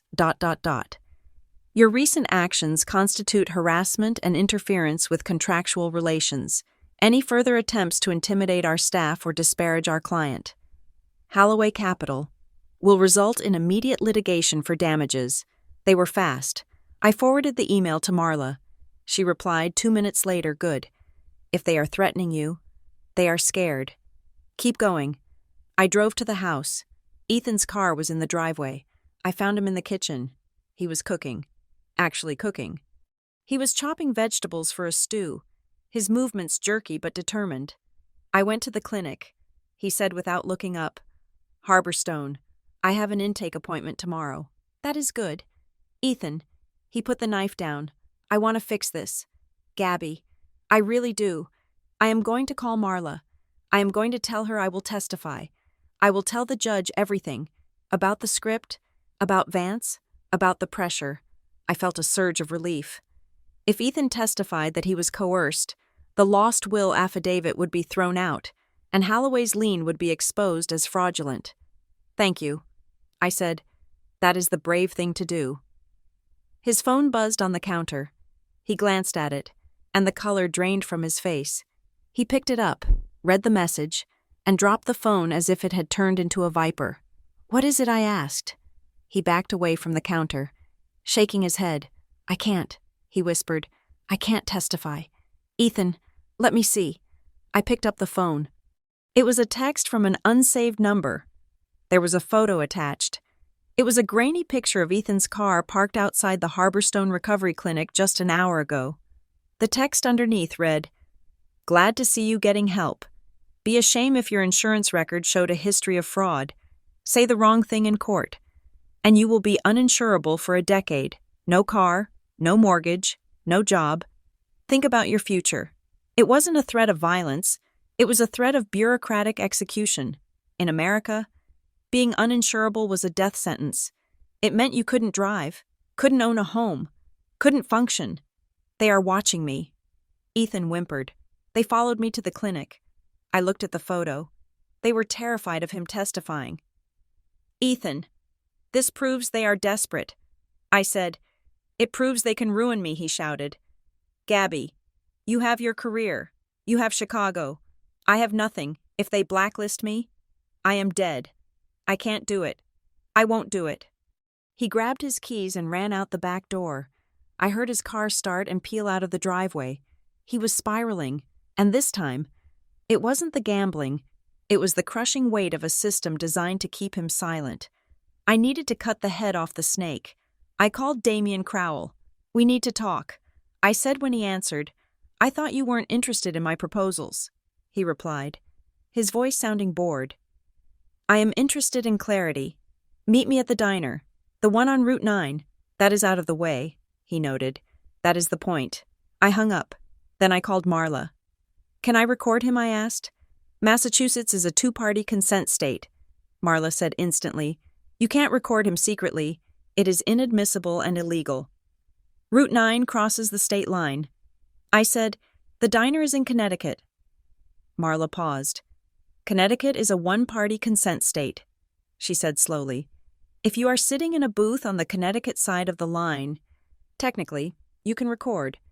But Gabriella, that is a tightrope. I brought my hiking boots. I said. The diner was empty except for a trucker eating pie at the counter. I sat in a booth near the back. My phone was face down on the table, the recording app running. Crowell walked in 5 minutes later. He looked out of place in the neon light, his cashmere coat contrasting with the red vinyl seats. He slid into the booth opposite me. So, he said, have you come to your senses? I have come to ask you a question. I said, why my father? Crowell sighed. He signaled the waitress for coffee. It wasn't personal. Gabriella, it is never personal. It is geography. Geography doesn't forge liens. I said, geography doesn't shred wills. He smiled, a thin, tight expression. You have a very dramatic imagination. Shredded wills, forged liens, those sound like the desperate theories of a woman who lost her inheritance. I leaned in. I know about the water. Damian. I know about the spring. His smile didn't waver, but his eyes went still. Water is a commodity, he said, like anything else, and I know about the survey error. I continued. The 1950 map. My father's property controls the access. You can't build your renewal corridor without it. That is why you need the title. That is why you need Ethan to sell quickly, before the probate court looks too closely at the boundaries. Crowell took a sip of the coffee the waitress placed in front of him. He grimaced. You are smart, he said quietly. I told Wesley you were smart, but you are looking at this the wrong way. Tell me the right way. This town is dying. Gabriella, it is rotting from the inside out. We are bringing a cure, an infusion of capital, new roads, new infrastructure. Yes, we need the water rights. Yes, we need to correct some administrative errors from the past by destroying my family. Your father made his choice. He decided to stand in front of a train. We gave him every chance to step off the tracks. He refused. He preferred to be a martyr. And Ethan is collateral damage. He is a weak link. If we didn't break him, the world would have broken him eventually. We just accelerated the timeline. I felt a cold rage burning in my chest. So you admit it. I said, you targeted him. Crowell laughed softly. I admit that this town runs on agreements. Gabriella, unspoken agreements, the bank, the zoning board, the developers. We all understand what needs to happen for Briar Glen to survive. Your father broke the agreement. You are trying to break it now. He leaned across the table, but you are too late. The machine is already moving. You have a temporary order. Fine. We will wait. We have deep pockets. You have a job in Chicago that is currently investigating you for ethics violations. How long can you last? How much money can you burn on legal fees? He stood up, dropping a $20 bill on the table. Go home, Gabriella. Sell the house. Take the money. It is the only win you are going to get. He walked out. I stopped the recording. He hadn't confessed to the forgery explicitly, but he had admitted to the motive. He had admitted that the town runs on agreements and that my father was targeted for refusing. It established a pattern of racketeering. It wasn't a smoking gun, but it was enough to load the weapon. When I got back to the house, Cora Wynn was waiting on my porch. She was smoking a thin cigarette, something I had never seen her do. You look like you have been fighting a bear, she said. A snake, I corrected. I sat down on the swing next to her. The night air was cold. Cora, I asked, why did you stay here all these years? She took a long drag. I was engaged to your father. She said, 1982. I looked at her in shock. I never knew. We broke it off before he met your mother. He was intense. Even then, he wanted to build things. I wanted to travel. But I never stopped caring about him. She flicked ash over the railing. I watched him these last few years. Gabriella, after your mom died, he got lonely. And when men like David get lonely, they get stubborn. He fixated on this land. He told me it was the only thing he could protect. Did he tell you about the pressure? He didn't have to. I saw it. I saw the cars slowing down out front. I saw the mail he was getting. But there is something you need to know. What I don't think his death was random. I froze. You think they killed him, not with a gun or a knife? Cora said. But David had a bad heart. Everyone knew it. And in those last weeks, the phone calls were constant, day and night. Someone was ringing the house at 3 a.m, then hanging up. Someone was triggering the motion lights. They were grinding him down. Stress-induced. I whispered, they hunted him. Cora said. They raised his blood pressure until it burst. That isn't murder in the eyes of the law. But it is murder to me. Cora's words stayed with me as I went into my father's study. They hunted him. I opened his laptop. I had finally guessed the password. Sweetwater 44, the same as the thumb drive. I logged into his email. I started searching for anything related to his medical history. I found a notification from his life insurance provider. Sentinel Life. Subject confirmation of beneficiary change. Date 3 weeks ago. I opened it. The policy had been for $200,000. Originally, it was split 50-50 between Ethan and me. The change request updated the beneficiary to the Ethan Butler Trust, a trust I had never heard of. I looked at the timestamp on the request. October 15th, 2:14 p.m. I pulled up the calendar. October 15th. My father had been in the hospital that day. He had been admitted for chest pains, the prelude to the heart attack that killed him a week later. I opened the digital signature log attached to the insurance change. It showed the request came from an IP address. I ran a trace on the IP. It resolved to Glen Harbor Memorial Hospital. Guest Wi-Fi. My hands shook. My father was heavily medicated that day. I had seen the medical reports. He was on morphine. He couldn't have navigated a complex insurance portal and digitally signed a change request. Someone had been in the room with him. I logged into the hospital's patient portal using his credentials. I went to the access logs. Every time a patient's file is opened, the system records the employee ID. On October 15th, at 2:10 p.m., 4 minutes before the insurance change, his file was accessed by employee ID admin_guest. It wasn't a doctor. It wasn't a nurse. It was a generic admin login, the kind used at the volunteer desk or the billing kiosks. Someone had walked into his hospital room or accessed a terminal nearby and used his vulnerability to alter his financial legacy. They had diverted the insurance money to a trust that Ethan likely didn't even control, a trust probably managed by the same people handling his debts. They had stolen his life insurance while he was dying in the bed next to them. The next morning, I was woken by a call from Chicago. It was the managing partner of Archer & Klein, Gabriella. He said, his voice was ice. "Mr. Henderson, we have a problem. The Ethics Committee has received a formal complaint from a law firm in Massachusetts, Kerrigan and Bly." I closed my eyes. "They claim you are using firm resources to harass their client. They claim you are impersonating a legal officer, and they have attached screenshots of emails sent from your work account." "I didn't send any emails from my work account." I said, "The timestamps match." "Gabriella, look, I like you. You are a good auditor, but we cannot have this kind of exposure. We work with banks. We work with developers. Are you firing me? I am placing you on administrative leave, pending a full investigation. And Gabriella, if this doesn't clear up in 48 hours, we will have to terminate, for cause." He hung up. I sat on the edge of the bed. The room felt very small. They had done it.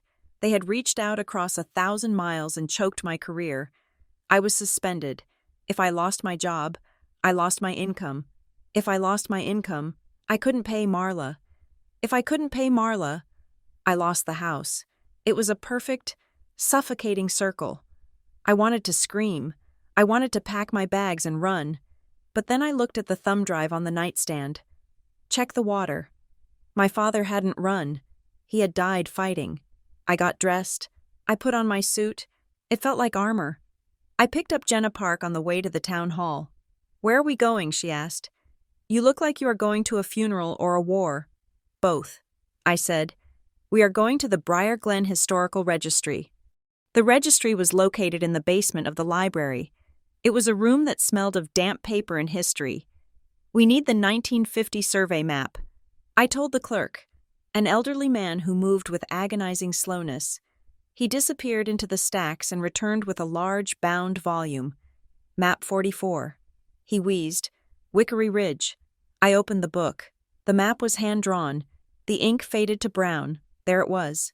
The property line of my father's land didn't follow the stone wall. As everyone assumed, it jutted out in a sharp triangle near the creek, and inside that triangle was the symbol for a natural spring.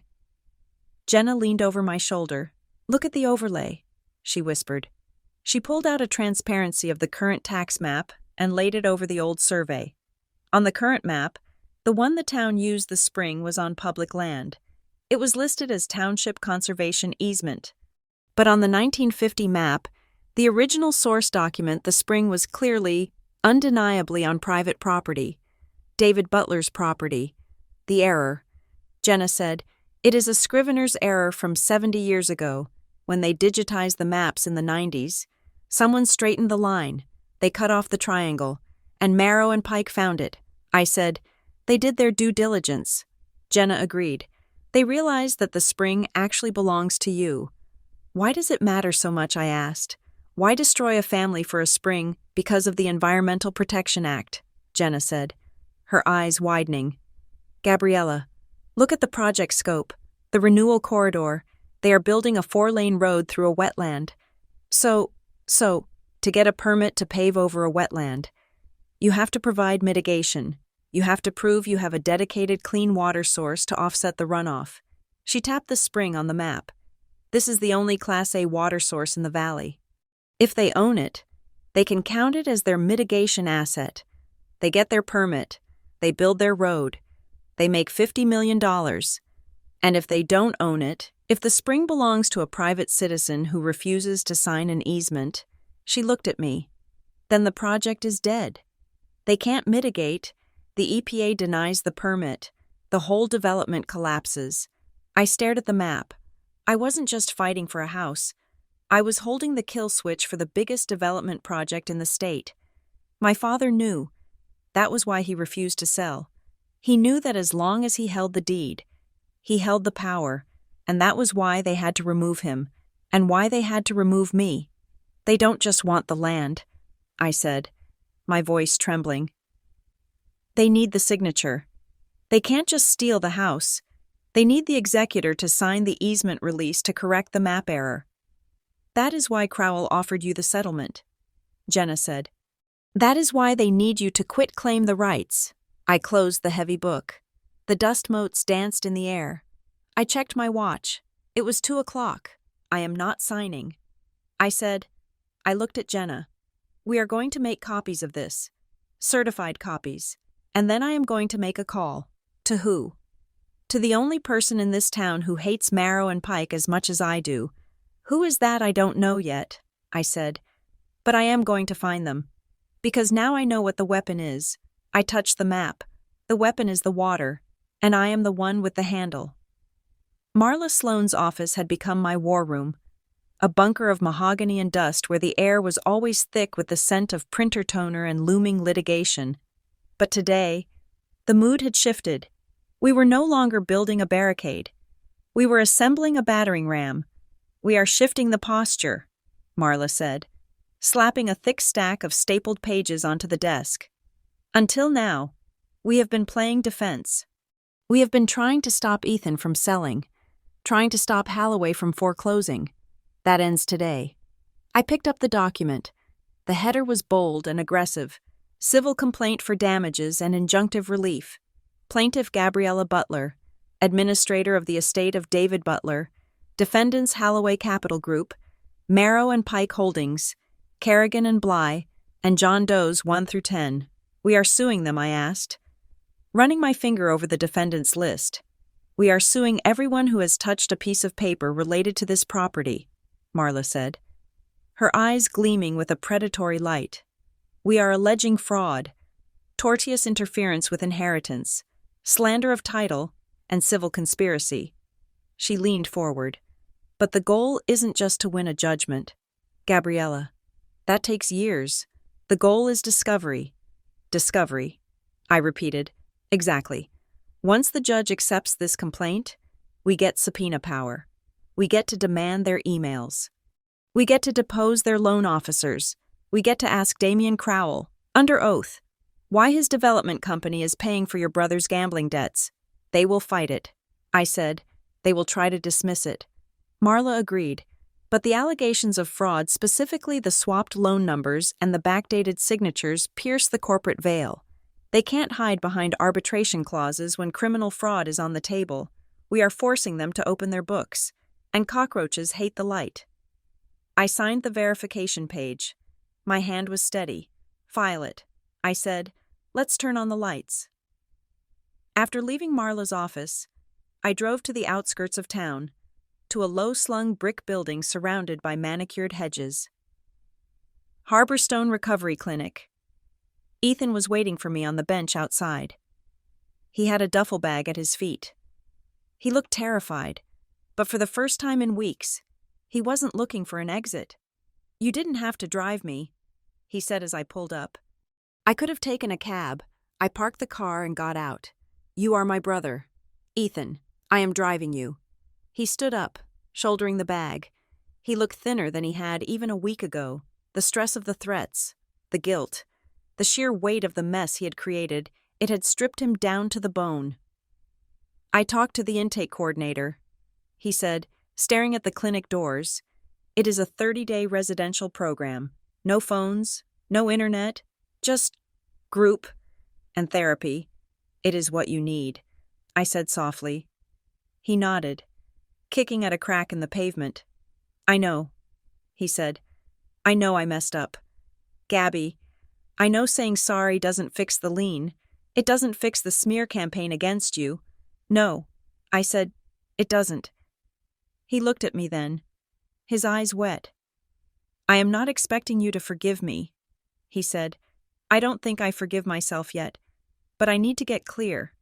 If I am going to testify, if I am going to stand up to Vance and Crowell, I can't be using. They used my addiction against me. I need to take that weapon away from them. That is the smartest thing you have said in years. I said. I hugged him. He felt fragile, shaking slightly in my arms. Go inside, I whispered. Get clean. I will hold the line here. I watched him walk through the glass doors. He didn't look back. It wasn't a movie moment. There was no swelling music, no sudden resolution. It was just a broken man trying to stop the bleeding. But it was a start. My next stop was the Briar Glen Town Records Office. I needed to verify the chain of title for the properties surrounding ours. If Marrow and Pike were building a corridor, they must have been acquiring land quietly for years. The records office was in the basement of the town hall, a windowless room that smelled of mildew and decaying paper. A young man was sitting behind the counter, organizing a stack of microfiche slides. He wore a cardigan that looked 2 sizes too big, and thick glasses that magnified his nervous blinking. His name tag read, Noah Klein, assistant clerk. Can I help you, he asked, his voice barely a whisper.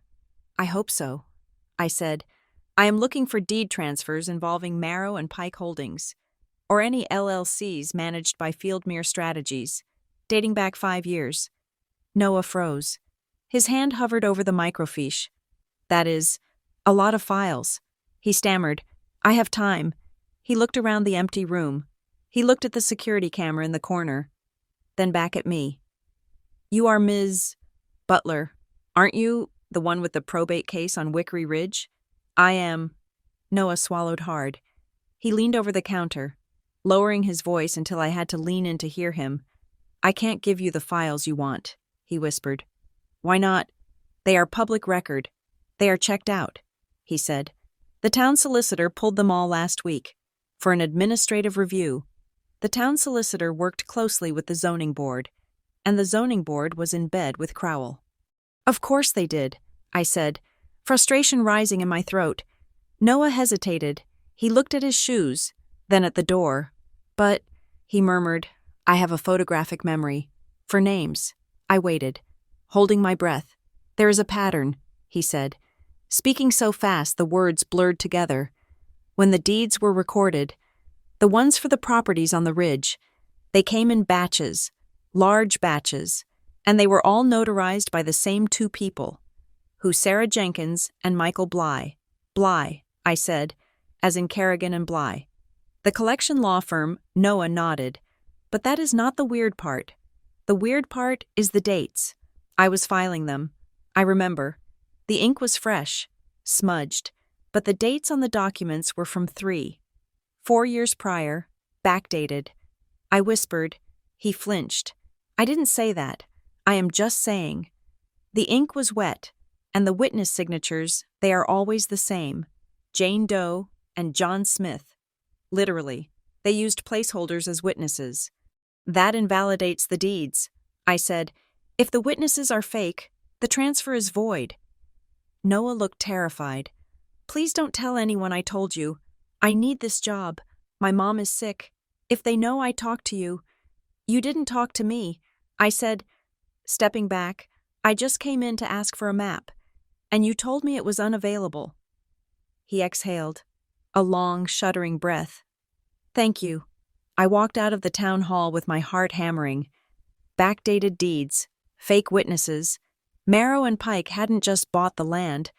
They had fabricated a history of ownership to make their corridor look like a done deal. I was walking to my car when a black sedan pulled up to the curb. The window rolled down. Damian Crowell sat in the back seat. He looked immaculate, as always, but there was a tightness around his eyes that hadn't been there before. Get in, Gabriella, he said. I am not getting in your car. Damian, we can talk here. Then, he said, opening the door and stepping out onto the sidewalk. He smoothed his suit jacket. I heard you filed a complaint, he said. Scorched earth. Very dramatic. I learned from the best. He chuckled. but it was a dry, humorless sound. "You are making a mistake," he said. "Discovery is a double-edged sword. You pull our emails. We pull yours. We pull your employment records. We pull your brother's medical history. Is that what you want? To drag Ethan's addiction through the public court record Ethan is in treatment?" I said, "He owns his mistakes. Do you own yours?" Crowell stepped closer. The charm was thinning, revealing the steel underneath. "I have a new offer," he said. "A better one. I am listening. I will pay for Ethan's treatment. The full 30 days, plus 6 months of aftercare at the best facility in the state. I will pay off the Halloway note. And I will make a call to Archer and Klein in Chicago." My eyes narrowed. "You will make a call. I have friends on the board," he said smoothly. "I can explain that the complaints against you were a misunderstanding, a family dispute that got out of hand. Your suspension will be lifted, your record scrubbed. You go back to your life, hero of the family, with your career intact. And what do I have to do?" Crowell reached into his pocket and pulled out a single sheet of paper. "Sign this. It is a limited easement release. It just grants us access to the subsurface water rights for the purpose of environmental mitigation. You keep the house, you keep the land. We just get the credit for the water." I looked at the paper. It seemed so simple. Just a signature. And in exchange, I get my life back. I get safety. But then I remembered the map, the 1950 survey. "If I sign this," I said slowly, "I am validating your claim to the ridge. I am giving you the one thing you can't buy. I am giving you peace." Crowell said, "Take it." I looked him in the eye. "Peace at the price of submission isn't peace, Damien. It is surrender. And I don't surrender to thieves." Crowell's face hardened. He put the paper back in his pocket. "You are a foolish woman," he said, cold as ice. "You think you are fighting a battle. You are standing in the path of a glacier. You won't be defeated. Gabriella, you will be ground into dust." He got back in the car. As it drove away, I felt a chill that had nothing to do with the wind. He had offered me a golden bridge to retreat across. By burning it, I had ensured that the next phase of this war would be brutal. That night, the house felt like it was listening. Every creak of the floorboards, every rattle of the window panes made me jump. I had installed new locks, but after what Noah told me about the sheer scale of the conspiracy, locks felt like a joke. I fell asleep on the couch, the ledger on my lap. I woke up to the screaming of a siren, the house alarm. I bolted upright, my heart slamming against my ribs. The noise was deafening, a piercing wail that vibrated in my teeth. I grabbed the baseball bat I had left by the sofa and ran to the hallway keypads. Zone 2, kitchen. I didn't run into the kitchen. I wasn't stupid. I backed into the corner of the living room and dialed 911. "Police, what is your emergency intruder?" I gasped. 44 Wickery Ridge Road. The alarm is sounding. We have a unit nearby. The dispatcher said, "Stay on the line." The 2 minutes it took for the police to arrive were the longest of my life. I stood in the dark, gripping the bat, listening for footsteps over the sound of the siren. Blue lights flashed through the front window. The siren cut out as the police disarmed it from the outside box, a code only the fire department and police should have. I opened the front door. 2 officers stood there. They looked bored. Ms. Butler. "Officer Miller, we got the alert. Someone broke in." I said, "The kitchen zone." They walked through the house with flashlights. I followed them, my legs feeling like jelly. In the kitchen, the window above the sink was shattered. Glass covered the floor and the counter. The cold night air poured in. "Here is your point of entry," Officer Miller said, shining his light on the broken pane. He swept the beam around the room. "Nothing seems to be disturbed," he noted. "Laptop is still on the table. Purse is on the chair. They didn't take anything I asked. Confused. Doesn't look like it. Probably kids. Or a junkie looking for a quick grab. Got spooked by the alarm. It wasn't junkies," I said. The officer shrugged. "We will file a report, but without a suspect." He handed me a card. "Get that window fixed. It is going to rain tomorrow." They left. I stood in the kitchen, shivering in the draft. I looked at the broken glass. It wasn't a smash and grab.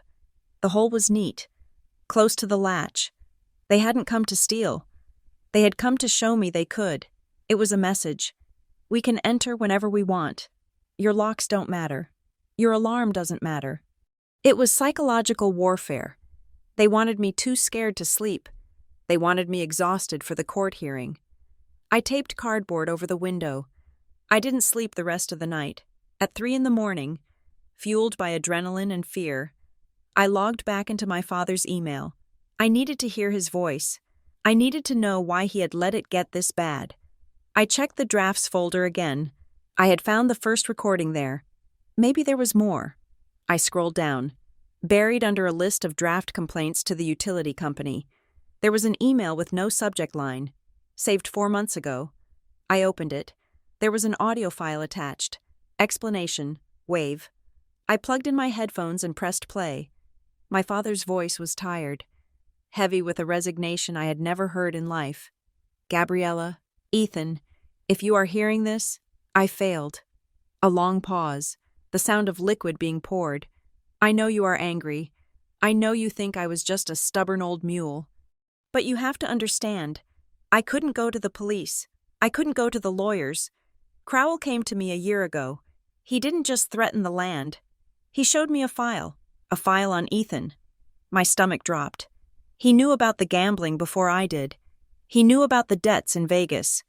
He told me that if I didn't sign the easement, he would hand that file to the district attorney.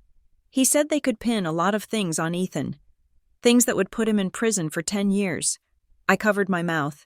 It wasn't just land leverage. It was blackmail. So I made a choice. My father continued, his voice breaking. I stayed silent.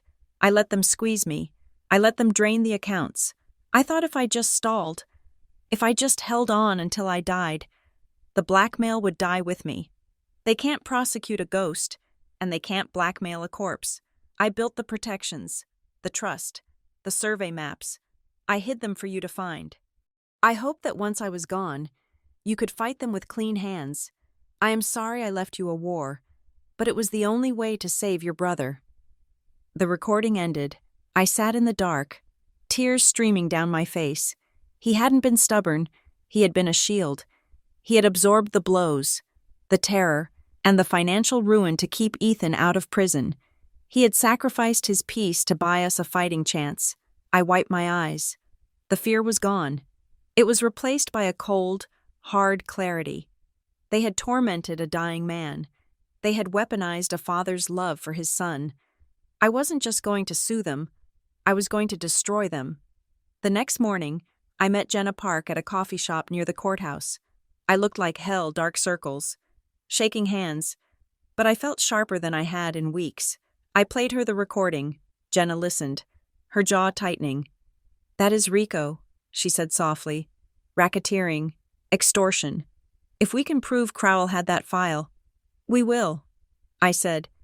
"But first, we need to connect the dots. The smear campaign at my work, the anonymous emails." Jenna opened her laptop. "I ran the headers on those emails you forwarded me." She said, "The ones sent to your HR department. And they were routed through a VPN, but they got sloppy. One of the emails, the one accusing you of elder abuse, had a metadata tag in the attachment. It was authored by a user named create_admin. Generic." I said, "Yes, but the software license for the PDF creator, it is registered to a company called Fieldmere Strategies." "I don't know them." "I do," Jenna said grimly. "They are a crisis management firm based in DRC. They specialize in reputation defense for oil companies and chemical spills. Basically, they are professional liars. And here's the kicker," she added, turning the screen to me. "Look at their client list on their archived website. Marrow and Pike Holdings. They hired a DC firm to harass a forensic accountant in Chicago." I said, "That is expensive," Jenna said. "You don't hire Fieldmere to annoy someone. You hire them to neutralize a threat. They are scared of you." "Gabriella, they should be." I said, "I went to Marla's office before the hearing. I told her about the break-in, the recording, and the Fieldmere connection." Marla listened, pacing the room. "We have enough to survive the motion to dismiss," she said. The judge will grant us discovery. But Gabriella, I need to be the voice of reason for a minute. I looked at her. You are winning the legal argument, she said. But can you win the math? What do you mean? Even if we void the lien, even if we prove the will is valid, you still own a house that costs $20,000 a year in taxes and maintenance. The estate is cash poor. Ethan drained the liquid assets. She sat down opposite me. Marrow and Pike have millions. They can keep this in court for 5 years. Can you afford to pay me for 5 years? Can you afford to pay the taxes while your job is suspended? I looked at the floor. It was the question I had been avoiding. If I run out of money, I lose the house. I said, exactly. They don't have to beat you in court. They just have to bankrupt you. It is a siege. I took a deep breath. Then I need to dig a well. I said, Marla raised an eyebrow. I am not selling. I said firmly, I am going to refinance. I will take out a mortgage in my own name. Personal liability. I will use the equity to pay the taxes, pay your retainer, and pay for the security system. Gabriella. Marla warned, you are tying your financial future to a crime scene. If we lose, you lose everything. Your savings, your credit, your Chicago condo. I know. I said, but if I don't do this, everything my father did, everything he suffered for was for nothing. Marla looked at me for a long moment. Then she smiled. I will draw up the trust documents, she said. We will put the house in a spendthrift trust. It protects it from creditors, and it protects it from Ethan. Do it. The court hearing was scheduled for 2 p.m. I arrived early. Sitting on a wooden bench in the hallway, I watched the people pass by, lawyers in expensive suits, families looking anxious. At 1:50, my phone buzzed. It was an alert from the court docket system. A new filing had been uploaded in estate of Butler. My heart skipped a beat. Had Crowell filed something new? A motion to dismiss. I opened the document on my phone. Affidavit of Wesley Hart. I frowned. Wesley Hart, the banker. The man who told me I would be buried in the rubble. I started reading. I, Wesley Hart, being duly sworn, depose and state as follows. 1. I am the president of Glen Harbor Federal Credit Union. 2. I have recently become aware of irregularities regarding the loan documents associated with the property at 44 Wickery Ridge Road, San. It has come to my attention that certain collateral assignments were processed without the proper internal controls. 4. I have reason to believe that third-party actors may have misrepresented the nature of these debts to the bank. I stared at the screen. He was flipping. He wasn't confessing to his part in it. He was carefully, surgically distancing himself. He was claiming he discovered the fraud, positioning himself as a whistleblower rather than a conspirator. Why I looked up and saw Damian Crowell walking down the hall. He was flanked by 2 attorneys. He looked confident, arrogant. He didn't know yet. Hart had filed this 20 minutes ago. Hart saw the ship taking on water. He saw the forensic audit coming. He saw my civil complaint referencing John Doe's. He knew it was only a matter of time before I named him. So he was throwing Crowell under the bus to save himself. Crowell stopped in front of me. Ready to give up, he asked, adjusting his cufflinks. I stood up. I held up my phone, showing him the file header. You might want to check the docket. Damien, I said, your banker just blinked. Crowell looked at the screen. His face didn't change, but the color drained out of it instantly. He snatched the phone from his lawyer's hand and read the text. I saw the vein in his temple pulse. He looks like he's cooperating. I said quietly, that is the problem with conspiracies. Damien, no honor among thieves. Crowell handed the phone back. His hand was shaking. Just a microscopic tremor. This changes nothing, he hissed. It changes everything. I said, it means you are alone. I walked past him into the courtroom. The war wasn't over, but the enemy was turning on itself. And for the first time, I knew I had the leverage to break them. The fluorescent lights of the Briar Glen probate court hummed with a low, headache-inducing buzz. The room smelled of floor polish and anxiety. I sat at the plaintiff's table next to Marla Sloan, my hands folded on top of a thick binder. On the other side of the aisle, Ethan sat alone, hunched forward, staring at the grain of the wooden table. Behind him, a lawyer from Holloway Capital sat checking his watch, clearly annoyed that he had to be in a municipal court for what he considered a routine foreclosure. Judge Sterling, a woman with gray hair pulled back in a severe bun and eyes that had seen every variation of family greed, tapped her gavel. It wasn't a loud bang, it was a dull thud that signaled the end of the preamble and the beginning of the war. "We are here to address the matter of the estate of David Butler," Judge Sterling said, specifically, the motion to authenticate a contested will and the cross-motion regarding the validity of the lien held by Holloway Capital. Marla stood up. She didn't posture. She simply handed a file to the bailiff. "Your Honor, we have submitted the forensic analysis from the State Crime Lab.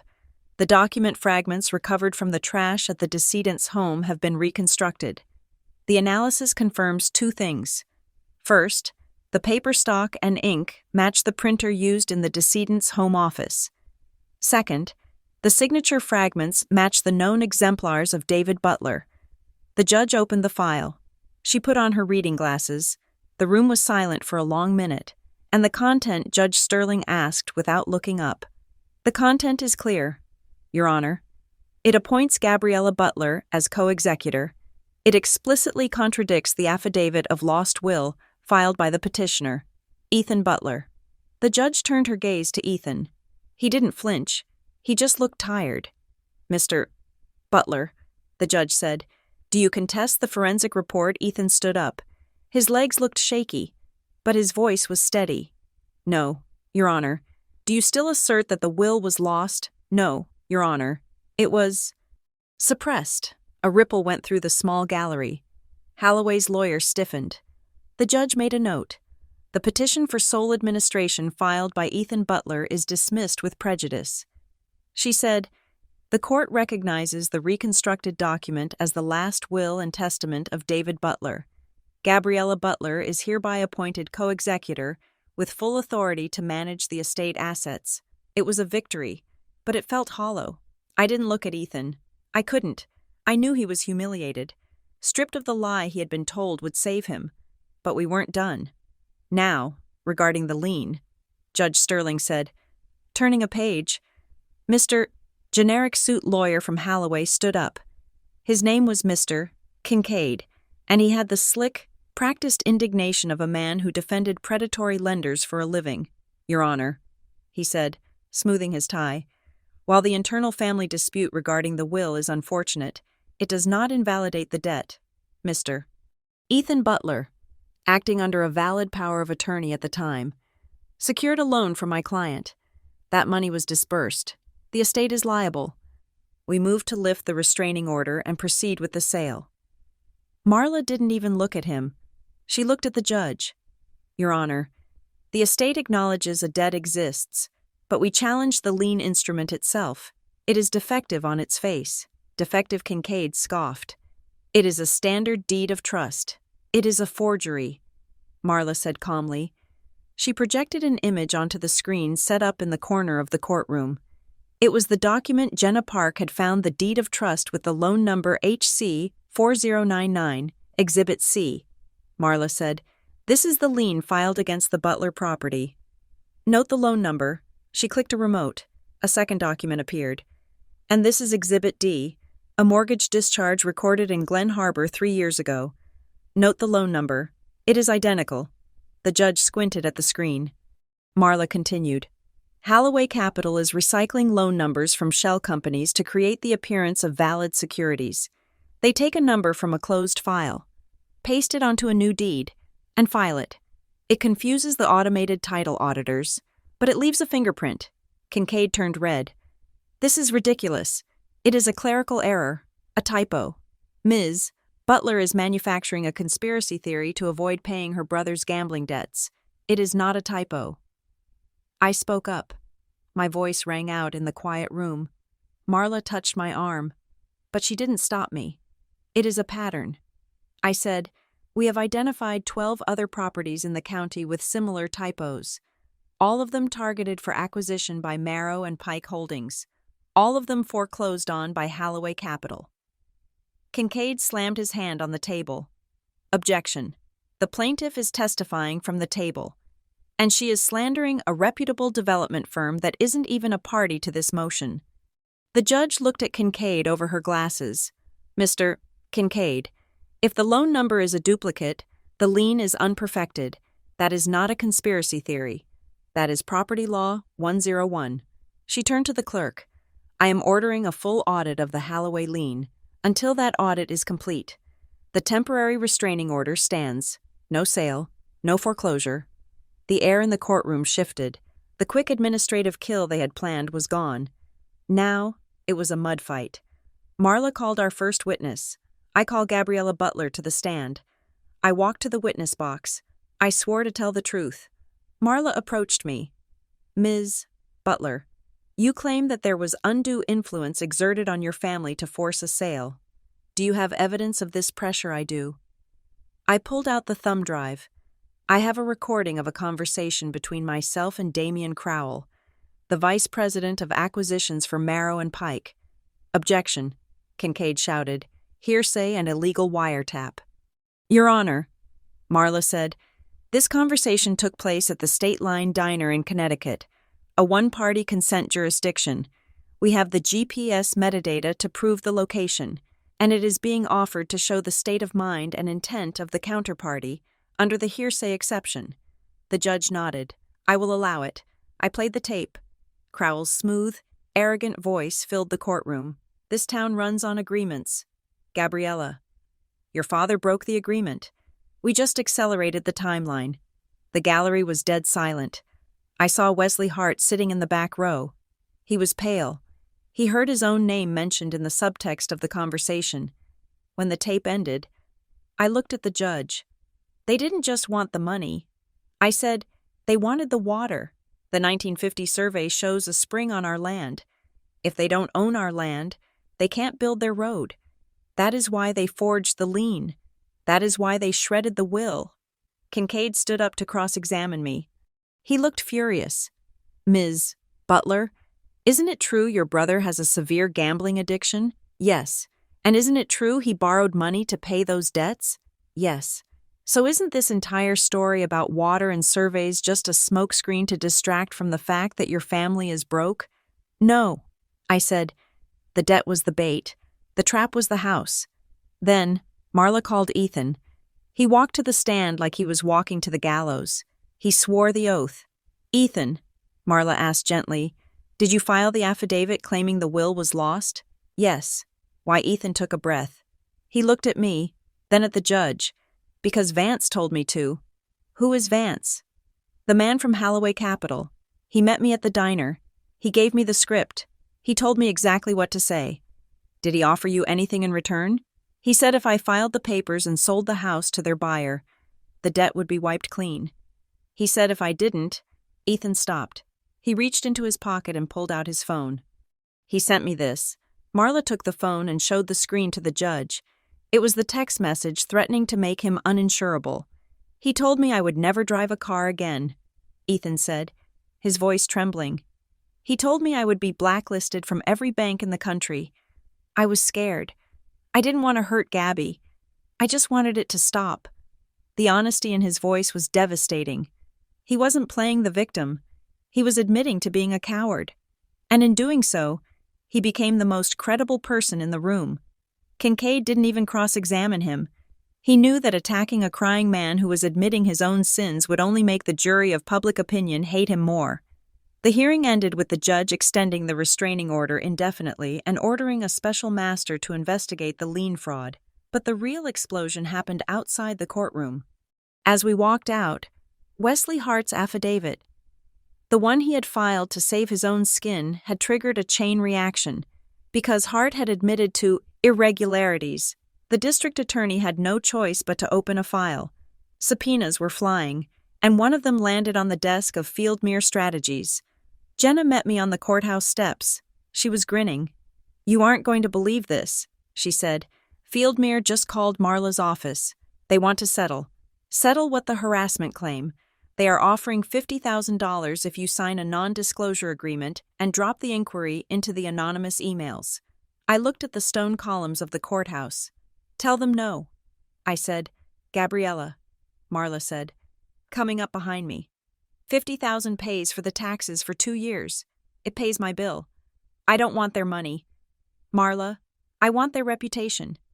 If I sign an NDA, nobody knows what they did.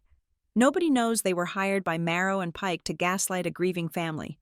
I turned to Jenna. We are going to the press. The next day, the Briar Glen Sentinel ran the story. I had given them everything. The packet I prepared was lethal. It contained the swapped loan numbers, the transcript of Crowell's recording, the map of the spring, and the metadata linking Fieldmere to the smear campaign. I didn't dox the low-level employees. I didn't name the junior paralegal at Kerrigan and Bly. I focused on the architects, Crowell, Halloway, the shell companies. The headlines spanned the entire front page. The battle for Wickery Ridge, how a renewal project became a predatory scheme. The town erupted. It turned out we weren't the only ones. Other families came forward. People who had sold their homes under pressure years ago began to realize they had been duped. The zoning board meeting scheduled for that night was canceled due to security concerns. Marrow and Pike tried one last maneuver. 2 days after the article ran, a new letter arrived at the house. It wasn't from Halloway. It was from a new entity, Glen Valley Heritage Foundation. It offered to buy the house as an emergency preservation purchase to protect the neighborhood from blight and legal uncertainty. I laughed when I read it. They were trying to rebrand the theft as charity. I drove to the town hall, where Noah Klein was working. I showed him the letter. Look up the foundation. I said. He typed it in. Incorporated yesterday. He said, directors listed, 2 lawyers from Boston, and the funding source. He dug deeper. A grant from MP Philanthropy. It was Marrow and Pike again, putting on a fake mustache and trying to walk through the front door. I took the letter and posted it on the town community board, right next to the article. I circled the funding source in red marker. The public narrative collapsed. They couldn't claim they were saving the town when everyone knew they were just trying to save their permit application. The endgame came on a Tuesday. I was in the yard, raking leaves. The physical work felt good. It felt like I was reclaiming the land, inch by inch. A car pulled up. It was Crowell. He looked different. The polish was gone. His tie was loosened. His eyes shadowed. He looked like a man who hadn't slept in a week. He walked up the driveway, stopping at the edge of the grass. Are you happy? He asked. I stopped raking. I am safe. That is not the same thing as happy. The permit is dead, he said. The EPA pulled the application review this morning. Without the water mitigation, the corridor is dead. Good. Crowell kicked at a pile of leaves. You destroyed a $50 million project. Gabriella, do you have any idea how many jobs that would have created? Do you have any idea how many lives you destroyed to get there? I countered. My father died because of your pressure. My brother almost lost his mind. Crowell looked at the house. I am here to offer a truce. He said, I don't want a truce. I want you gone. The banks are pulling our financing, he said, his voice low. The investors are spooked. We need to close the file. We need the lawsuit gone. So, I will walk away. We release the lien. We drop the claim on the easement. We disappear. But you have to stop the bleeding. You have to stop releasing documents to the press. I leaned on the rake. You want silence. I said, I want peace. I looked at the spring line, hidden in the trees. I will give you a deal. Damien, but it isn't silence. What is it? I will sign an easement. He looked up, surprised. You will? Yes, but not the one you wrote. I will draft it. It will grant access to the spring for water monitoring only. No construction, no diversion. And it will be a public easement, recorded in the registry, accessible to any environmental group that wants to test the water quality. Crowell frowned. That makes the water useless to us. We need exclusive rights for the mitigation credits. Exactly. I said, you can have the easement, but you can't monetize it, and in exchange, you discharge the debt, pay my legal fees, and publicly apologize to the estate for the administrative errors. He stared at me. You want me to apologize in writing, in the Sentinel? He laughed. A bitter, sharp sound. I can't do that. It is an admission of liability. Then I guess we go to trial. I said, and I guess I subpoena the rest of your emails, the ones between you and Wesley Hart. Crowell's face twitched. He knew I had him. If I dragged Hart onto the stand, the whole house of cards would fall. The bank fraud, the backdated deeds, everything. Fine, he spat. Fine. We will discharge the debt, we will pay the fees, and we will issue a statement. Regretting the confusion and the easement. Draw it up. We won't use it. He turned to leave. Damien, I called out. He stopped. Don't come back to Briar Glen. We have long memories here. He got into his car and drove away. He looked smaller than the first time I met him. He wasn't a titan of industry anymore. He was just a man who had lost a game he thought he rigged. The next month was a blur of paperwork. Marla drafted the trust, the David Butler Memorial Trust. We placed the house inside it, with strict spendthrift clauses. It meant that even if Ethan relapsed, even if I got sued, the house couldn't be touched. It belonged to the trust, not to us. I refinanced the property with a different bank, a small local one in the next county that had nothing to do with Wesley Hart. The interest rate was high, but I could manage it. I would rent out the carriage house. I would pick up extra consulting work. I would make it work. The hardest part wasn't the money. It was Ethan. I went to pick him up from Harborstone on a crisp Tuesday morning. He looked better. His skin had color. He had gained a little weight. He put his bag in the trunk of my car. So, he said, is it over? The lawsuit is over. I said, the house is safe. And us. I looked at him. I wanted to say yes. I wanted to say everything was fine. But I saw the way he looked at his phone, the way his hands still twitched sometimes. I saw the ghost of the boy who had shredded our father's will because a stranger told him to. I don't know. Ethan? I said honestly. He nodded. Looking down, I am going to stay at the halfway house, he said. They recommended it. I shouldn't be at the house. Too many memories. I think that is a good idea. He hesitated. Can you ever forgive me, he asked. For the will. For Dad. I started the car. Forgiveness is like the mortgage. Ethan, I said, it is going to take a long time to pay down the principal, but I am not foreclosing on you. He gave me a small, sad smile. I will take that. We drove out of the clinic parking lot. I dropped him at the halfway house in town. Then I drove back to Wickory Ridge. I parked the car and walked to the edge of the property, where the old stone wall met the woods. I climbed over the mossy rocks and walked down to the creek. The water was clear, bubbling up from the ground, cold and relentless. It had been here before the house. It had been here before Marrow and Pike. It would be here long after I was gone. My father had fought for this. He had died for this. I dipped my hand into the water. It was freezing. It shocked me awake. The house was still standing. The wolves had been driven back. The silence in the valley wasn't heavy anymore. It was just quiet. And for the first time in 7 years, I didn't feel the urge to run back to Chicago. I felt the urge to stay, to watch the water, to make sure the lines held. I stood up, wiping my wet hand on my jeans. I am Gabriella Butler. This is my home, and I am not going anywhere. Thank you for listening to this story. It has been a journey through the dark corners of family loyalty and the grit it takes to stand your ground when the world tries to pave over you. I would love to know where you are listening from today. Drop your city or country in the comments below. It is always fascinating to see how far these stories travel. If you enjoyed Gabriella's fight for Wickory Ridge, please make sure to subscribe to Revenge Stories. We have many more tales of justice, retribution, and the complex human heart coming your way. Share your thoughts in the comments in English. Would you have forgiven Ethan? Did Gabriella make the right choice by refusing the settlement? I read every comment and love hearing your perspectives.